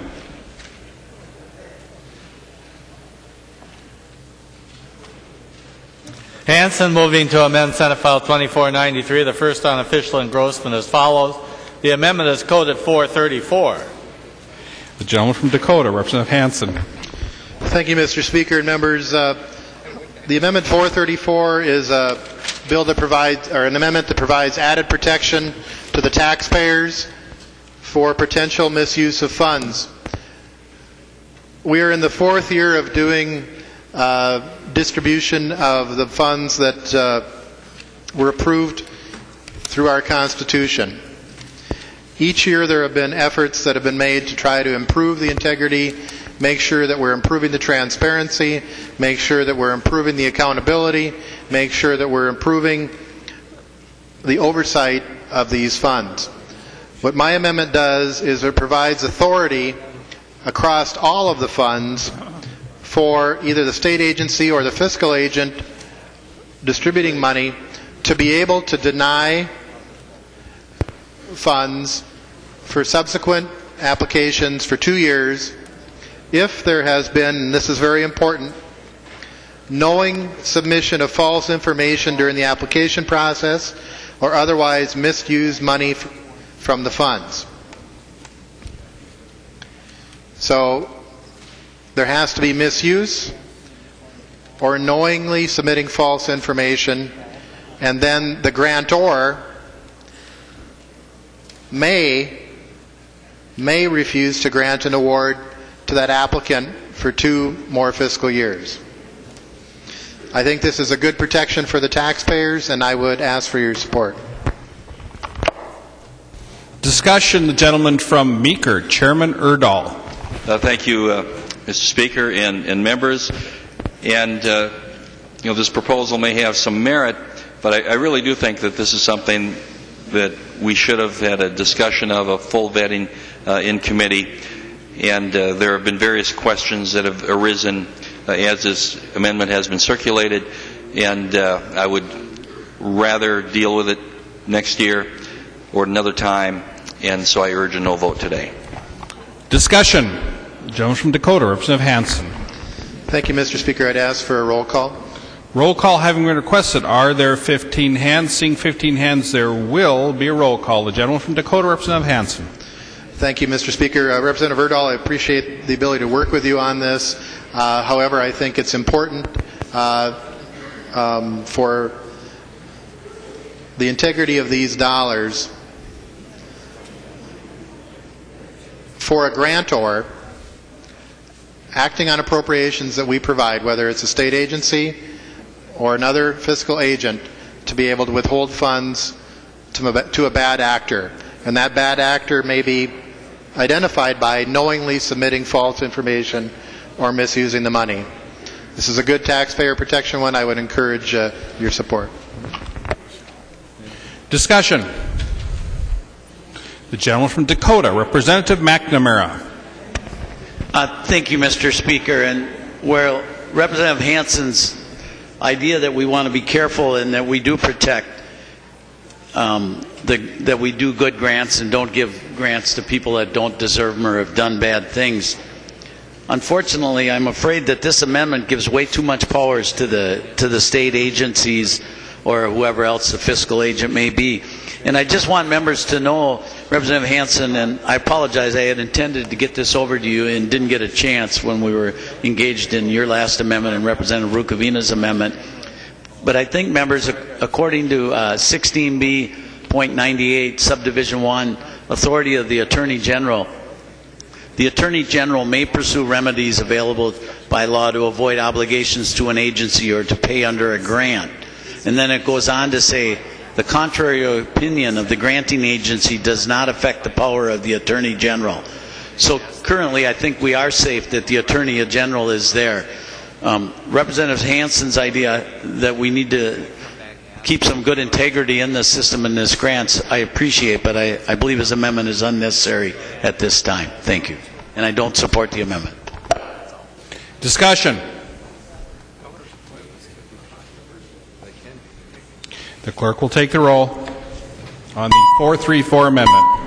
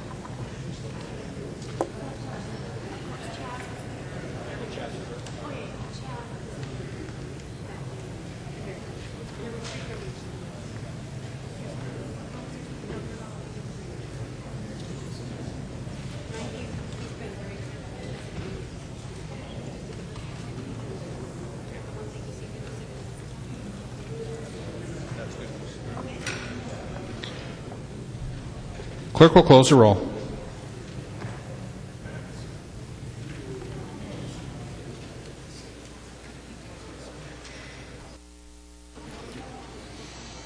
There being 56 ayes and 72 nays, the 434 amendment is not adopted. There is an amendment at the desk. The clerk will report the amendment.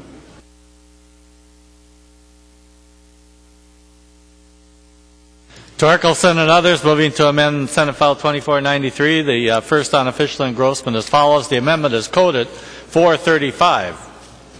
The gentleman from Watonwan, Representative Torkelson. Thank you, Mr. Speaker. The 435 amendment just clarifies some language in the bill regarding drainage funding. NRCS is now allowing conservation drainage practices to be applied to new tile installations, and this language clarifies that these funds are available for these practices. I would appreciate a green vote. Discussion. The gentleman from Meeker, Chairman Urdahl. Thank you, Mr. Speaker and members. I will accept the amendment. Discussion. The gentleman from Pope, Representative Anderson. Thanks, Mr. Speaker. Would the author of the amendment stand for a question? The gentleman from Watonwan will yield. The gentleman from Pope. Representative Torkelson, in your explanation, you talked about the new installations. Would this also apply to retrofitting an older installation to bring it up to standards that would apply to better conservation? The gentleman from Watonwan. Thank you, Mr. Speaker. Yes, Representative Anderson, it would apply to both new and older installations installing conservation drainage practices. Discussion. All in favor say aye. Aye. Opposed? The amendment is adopted. Seeing no amendments at the desk, the clerk will give the bill its third reading. Third reading, Senate File 2493 as amended. Third reading. Discussion. The lady from Mille Lacs, Representative Erickson. Thank you, Mr. Speaker and members. I just needed to correct, well, not really correct, but Representative Kahn reprimanded me and my constituents for not probably reading the entire constitutional question in 2008. But I needed to remind her that maybe hers didn't read it either, because Hennepin County did not pass the constitutional amendment along with 14 other counties. Discussion. Mr. Speaker. The lady from Hennepin, Representative Wagenius.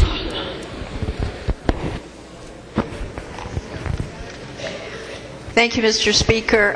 Representative Urdahl, Representative McNamara, Representative Torkelson, I want to thank you for coming up with something that works for taxpayers. You had lots of choices to make in this bill, and the choices show a respect for taxpayers as well as a respect for the environment. That's one thing I wanted to mention.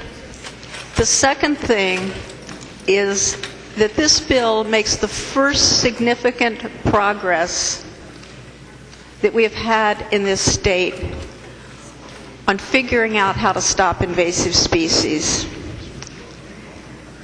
And for those two reasons, members, I would urge a yes vote on this bill. Lady from Hennepin, Representative Kahn. Well, Mr. Speaker, since my name was mentioned, I guess I get to respond. My legislative district, which is where I campaigned, had one of the highest positive votes in favor of the bill. I can't in favor of the amendment. I'm willing to bet, without looking it up, so is that my district beat your district on votes for the amendment. Discussion. The gentleman from Crow Wing, Representative Ward. Thank you, Mr. Speaker and members. You are getting some information from myself about a specific piece of this bill, the Mississippi River Northwoods project. And members, I just want to take a little bit of time to explain this to you and talk to Representative Urdahl and all members about this. Members, this project raised a lot of dialogue and concern and debate in the Legacy Committee and the Environmental Committee and other committees as well. Right, Representative McNamara? And so, members, I just want to make sure that, and Representative Urdahl, I appreciate you and Representative McNamara and others that have listened to my points as well. And so, members, I want, I'm an educator, so I want to educate you about this project, that all members, no matter if it goes to conference committee or not, Representative Urdahl, this is important for me to get this information to the members of the House here. And members, the Mississippi River Northwoods project is a spectacular project up on the Mississippi River in northeast Brainerd.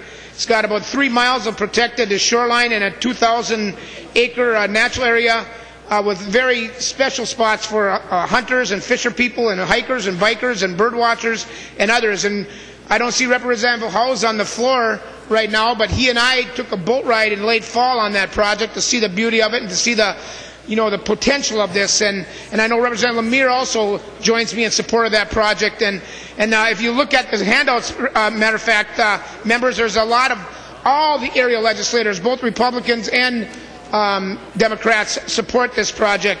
Matter of fact, members, it has broad and strong support from the Crow Wing County Board, the local Chamber of Commerce, the Mississippi River Headwaters Board, conservation, hunting, angling, and recreation groups, Deer Hunters Association, Anglers for Habitat, Brainerd Nordic Ski Club, the Delta Waterfall, Brainerd Snowdeos, the Kuna Lakes Trail Association, Minnesota Bass Federation, the Muskies, Whitefish Incorporated, Whitefish Resources Coalition, just to mention a few that strongly support this. Governor Dayton also has supported this project. And members, it's not just about the wildlife. It's not just about the wildlife and the beauty and the opportunities, the recreational opportunities for generations to come. It's about the economic vitality of our communities, members. It's an outdoor-based tourism benefit that benefits my region for sure. That's why the local Chamber of Commerce and the Economic Development Corporation are on board with this project, because they see the economic impact that this project will bring to our area, an area that has been devastated with the recession and the high unemployment rates. Matter of fact, members, as a prime example of this project, another project that we invested with bonding dollars on, Representative Howes, the Kuna Rec area, to establish a nationwide mountain biking trail over in the Crosby, Ironton, Riverton, Tromble area. They are seeing the benefits, the economic benefits and job benefits of that specific project. One business owner actually reported a 300% sales increase in sales due to expansion of that project over there. And members, I often get up and talk about tourism in the state of Minnesota, an $11 billion tourism industry in the state of Minnesota with, about 800 million sales tax revenue. So, members, this is an economic driver. Not Excuse me, Representative Ward. Members, please take your conversations to the alcoves or to the retiring room. The representative from Crow Wing. Thank you, Mr. Speaker. I can talk louder too, so no, I won't. But members, as I was saying, this is an economic tool and driver for not only my area but the state of Minnesota, members, as well. And members, this is exactly the kind of project that the Outdoor Heritage Fund was created for. The Sarge Sam's Outdoor Heritage Council recognized that by fully funding this project. Their recommendation was to fully fund this project. And right now, members, Representative Urdahl, this project is partially funded. It's partially funded. And so, Representative Urdahl, going to conference committee, I want you to see and understand that this project needs to be fully funded, not only for my area, but for all the citizens of the state of Minnesota. And I want to prove my point, Representative Urdahl, just by asking one of your caucus's members that I truly respect and admire and appreciate, because I've been on many committees with him, Representative Paul Anderson, if he'll yield for a question. Representative Anderson, will you yield for a question? Mr. Speaker, would Representative Paul Anderson yield for a question? The gentleman from Pope will yield. The gentleman from Crow Wing. Thank you, Mr. Speaker. And Representative Anderson, you have a farm. I think you raise soybeans and all of those kind of things, corn and other stuff. And so you have a big farm, Representative Anderson, and so if you, and I've never been there, but I understand it's a really beautiful place. And Representative Anderson, if in fact you put your place up for sale, and I came to you and said, well, Representative Anderson, I love your farm. It's a beautiful farm. And I want to buy your farm, but I only want to buy that one silo right now, and then you save the rest of it for me later. Representative Anderson, would you sell that farm to me then? Would you sell the silo and save the rest of the farm for me? The gentleman from Pope, would you sell? Representative Ward, you're a nice guy. I really like you, but I wouldn't sell you just that silo. No, I wouldn't. Thank you, Representative Anderson. The gentleman from Crow Wing. And I'd also like to call on Representative Patty Fritz and ask her a question. Would she yield, please? Will Patty, Representative? The lady from Rice will yield. The gentleman from Crow Wing. Representative Fritz, I want to ask you a question. I know your husband Jim is into classic cars, and in the Street Rod Association, I know how much money those classic cars take, and how valuable they are. And so, Representative Fritz, I know that Jim has a number of classic cars and beautiful, beautiful, valuable pieces. And so, Representative Fritz, if I said to Jim, and he was going to put one of his classic cars up for sale, Jim, I really want to buy that 55 Chev. I really love that 55 Chev. It's beautiful, but I only want to pay for the tires right now. So I'm going to give you the money for the tires, and then would you save that for me? Do you think Jim would save that for me, Representative Fritz? Well, Mr. Speaker and Lady from Representative Rice. Ward, maybe you and I could make a deal on the 57 Chevrolet, but I don't think Jim would make a deal just for the tires. Thank you, Representative Fritz. The gentleman from Crow Wing. Representative Urdahl, I think I've made my point. Going to conference committee, I hope I've made my point, Representative Urdahl. I hope that going to conference committee that you will consider looking at fully funding this project, through the conference committee. And members, thank you for my opportunity to educate you about this very important project for the state of Minnesota. Thank you. Gentleman from Ramsey, Representative Lilly. Thank you, Mr. Speaker and members. At the beginning of this session, the Speaker appointed me to serve with Denny McNamara to represent this body on the Lessard Sams. And it's been really quite interesting to me. Some of you folks probably don't even know I'm not much of a hunter. And so I'm a little bit of a fake on this committee, although I love fishing. But it's been really quite fascinating. And what I found out by being kind of an outsider and newcomer to this is just a couple of points I want to make is that we have amazing staff that are doing this work. Somewhere in the back here, Mr. Becker's back there and does a great job, and Heather and Sandy. We also have great research staff, Janelle and Greg from the House and Senate staff research, and they do a great job. These folks take this bill very, very serious. It's made up of a majority of citizens from Mr. Hartwell and the other members, and they do an amazing job. And they take this constitutional money that we're talking about, they take this very serious. And the mandate to do good work with these, with the money and the projects. So it's been kind of fun to serve on this committee. And one of the new members is kind of funny. We have Ron Shira. So I was a little disappointed that he doesn't bring his dog. But I don't know if that was something to do with the speaker and some envy with Garsky or something of that sort of thing. But it's kind of a neat committee. Here's kind of I brought this.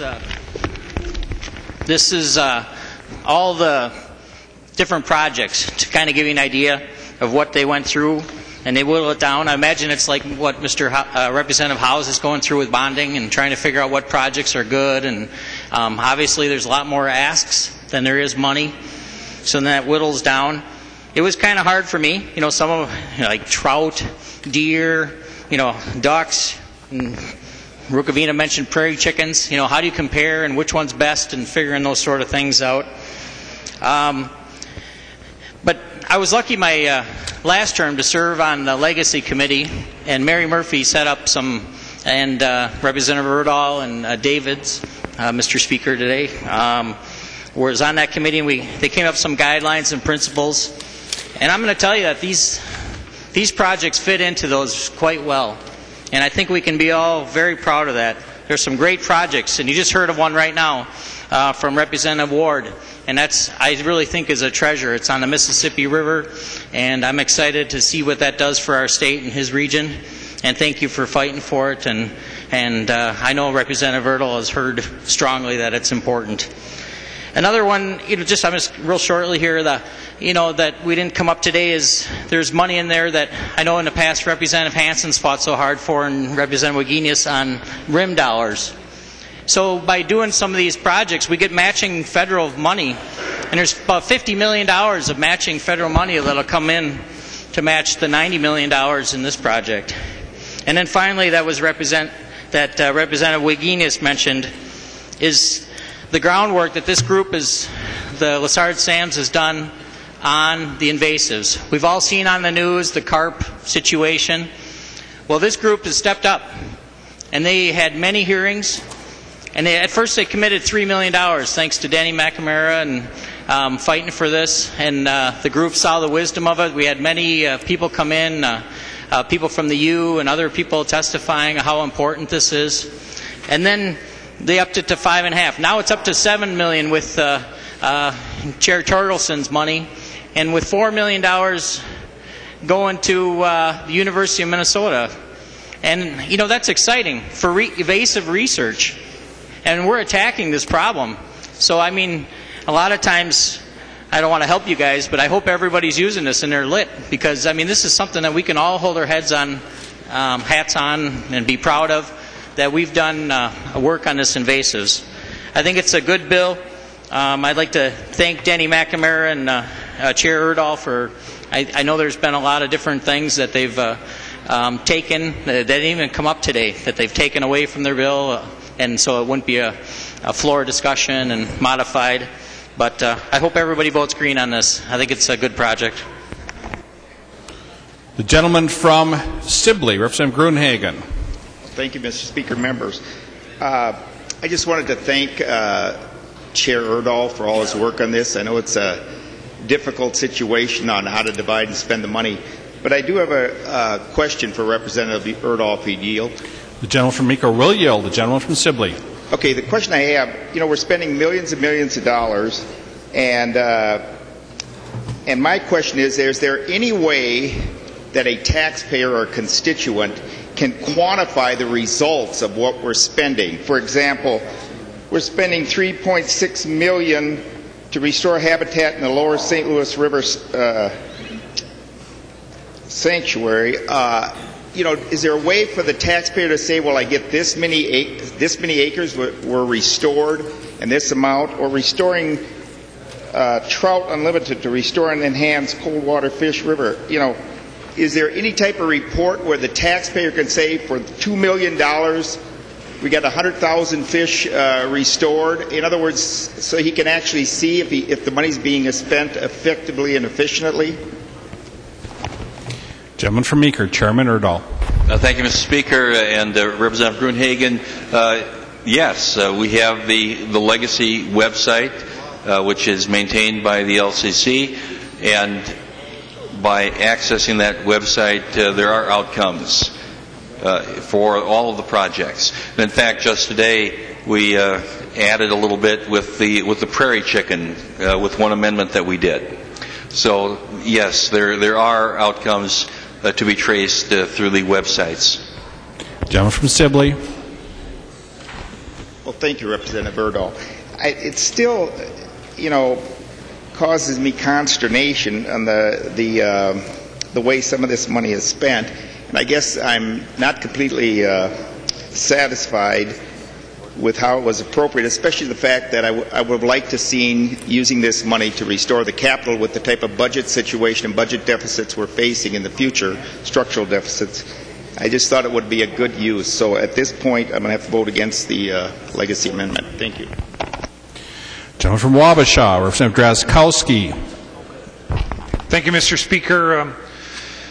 Mr. Speaker, members, this bill largely represents the year's expenditure from the Lessard Outdoor Heritage Fund, the third of the Legacy Amendment money that is supposed to go for habitat work, outdoor stuff to protect, restore, and enhance is what our Constitution says. You know, members, the folks on this Lessard Outdoor Heritage Committee believe that the only way to protect land is to take it away from the ownership of the private sector.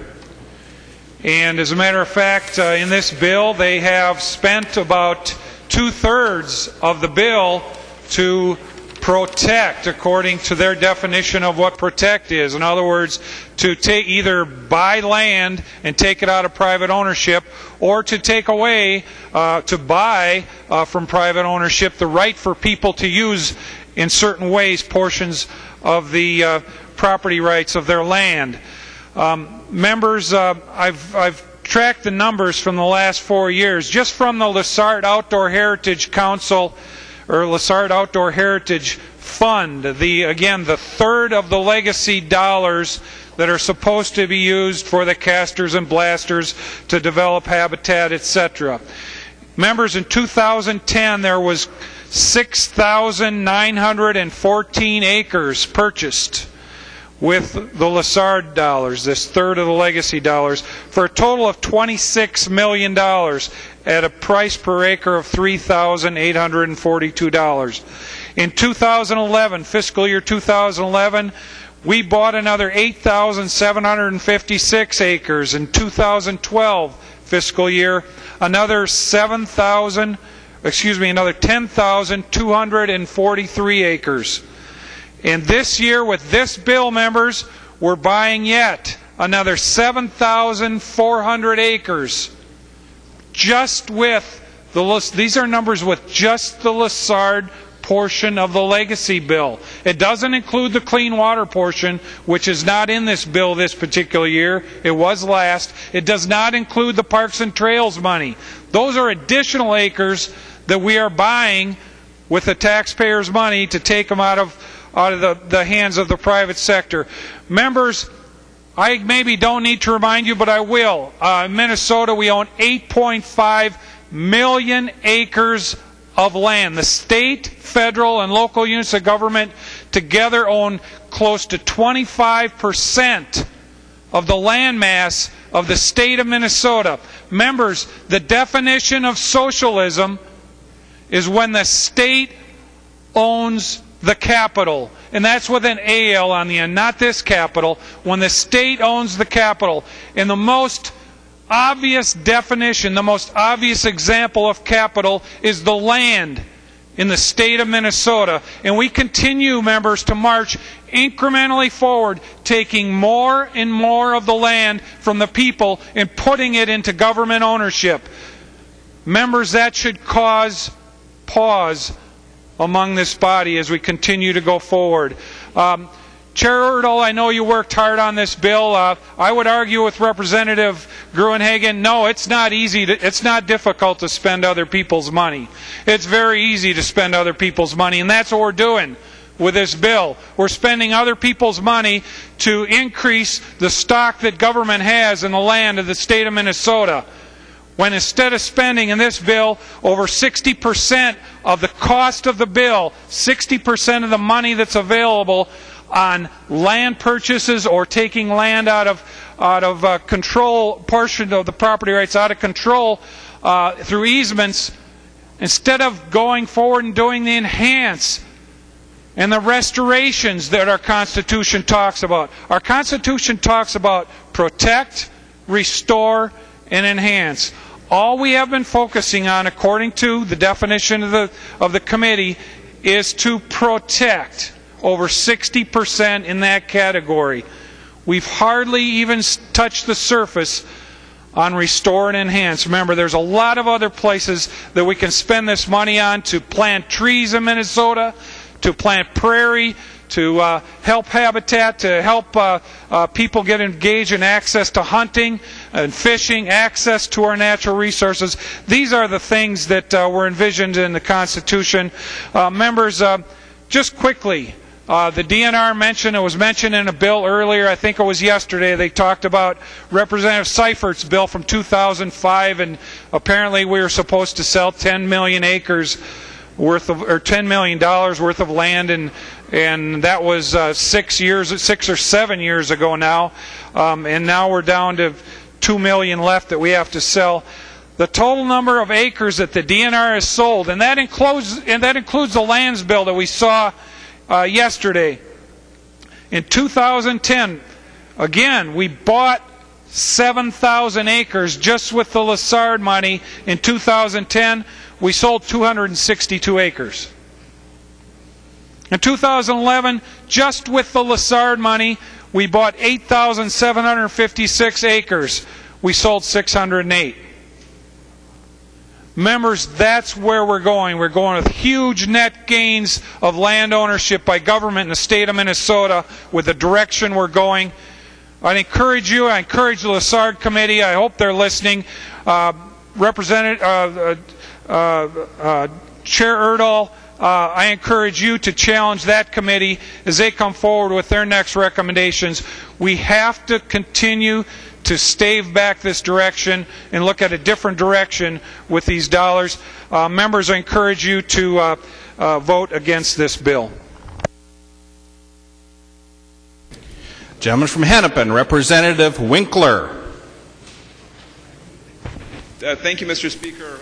And members, I would urge a green vote, and I would like to thank Representative Urdahl for addressing legitimate concerns about the legacy bill and fixing it and passing a bill that actually deserves broad support because it actually lives up to the expectations of the voters when they voted for this in the first place. So I'd just like to thank Representative Urdahl, thank the other members of the Legacy Committee, and Representative McNamara for putting a bill together that deserves strong support from the whole body today, and I'd urge a green vote. Gentleman from Dakota, Representative McNamara. Gentleman from Beltrami, Representative Purcell. Thank you, Mr. Speaker. I too would like to urge a green vote on this, and thank you, Representative Urdahl, for your work and all the folks that have worked on this bill. I'm actually rising here to respond to Representative Drazkowski briefly. We're good at this back and forth, pretty good, Representative Drazkowski. I just want to remind everybody that Representative Drazkowski supports buying our way back into private land so we can hunt. Doesn't want public land, want to buy our way back into private land so we can hunt. Down in southern Minnesota, they don't have any public land down there. Most folks that I know in Minnesota, at least up in my neck of the woods, like public land. We like public waters so everybody can enjoy hunting and fishing in this state. Our tourism industry wouldn't survive. How many billion-dollar industry, 11 billion or something like that, Representative Drazkowski, wouldn't survive if we didn't have the public lands and waters in this state. One more thing. We fought a revolution in this country against King George and all of his rich buddies in England because they owned all the property and nobody could go out and hunt over on those lands. They wouldn't let anybody in. And they wanted to do the same thing over here. We said, no, King George, you stay over there. We're going to be our own country. Let's be our own country. Let's don't have everything have to be privatized. Thank you, Mr. Speaker. Lady from St. Louis, Representative Murphy. Thank you, Mr. Speaker. Chairman Urdahl, thank you. Thank you for letting me talk. Thank you for listening. You know that every day when I came to committee, I carried the legislative guide for the principles for use and expected outcomes of funds from the dedicated sales tax. And every issue that was presented to us, I checked the principles and outcomes of which fund it addressed and where the money would come from. And I checked to see if they were compatible. When the bill left committee, I stated that I had concerns.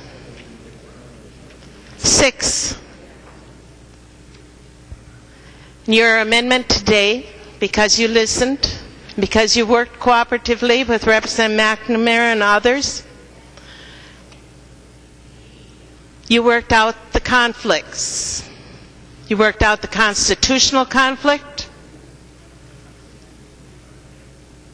and the other 5 conflicts that I outlined to you. And I'm really, really pleased to say this is a good bill. And I'm going to vote green. Gentleman from Meeker, Representative Urdahl. Mr. Speaker, members, thank everyone who worked on this. Please vote green. Discussion. Clerk will take the roll on the bill.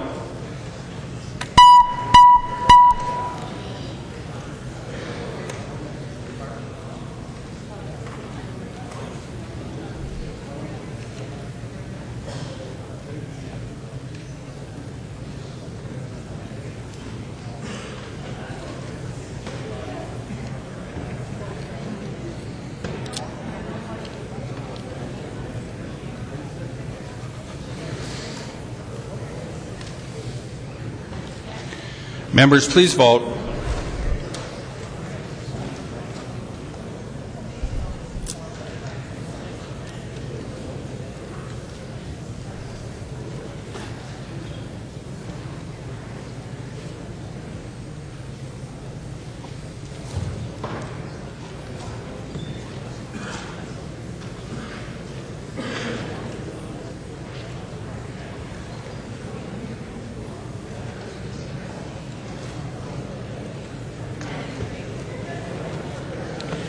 Clerk will close the roll.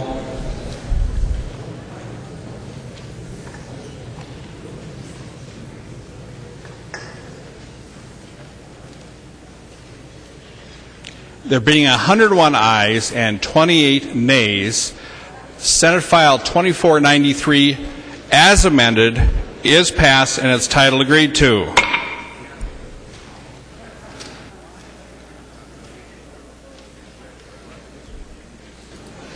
The gentleman from Washington, Leader Dean.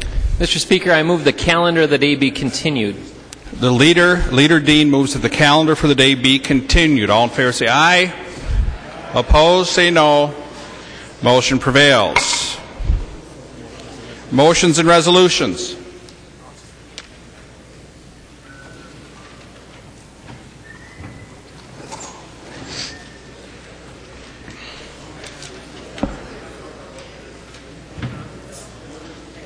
There are copies of the non-controversial motions at the House desk and online.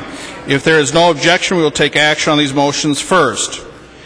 Hearing no objections, the motion prevails.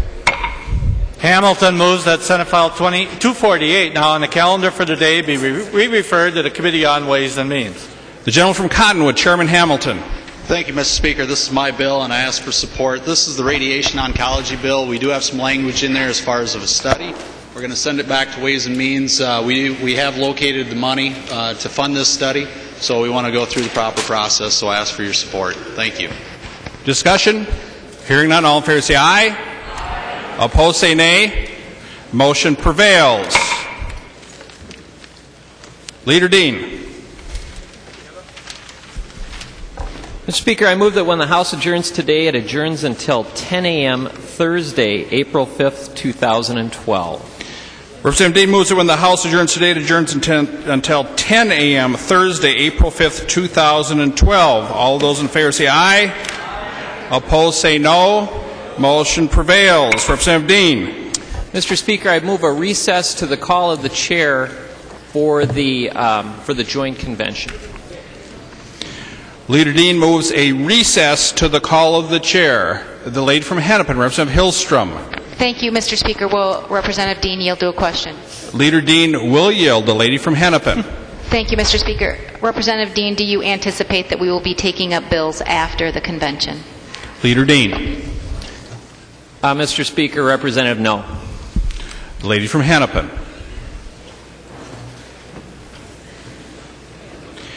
The House, the motion's been made to go into recess. All in favor say aye. Aye. Opposed, same sign. Or opposed say no. We are in recess until approximately 6 p.m.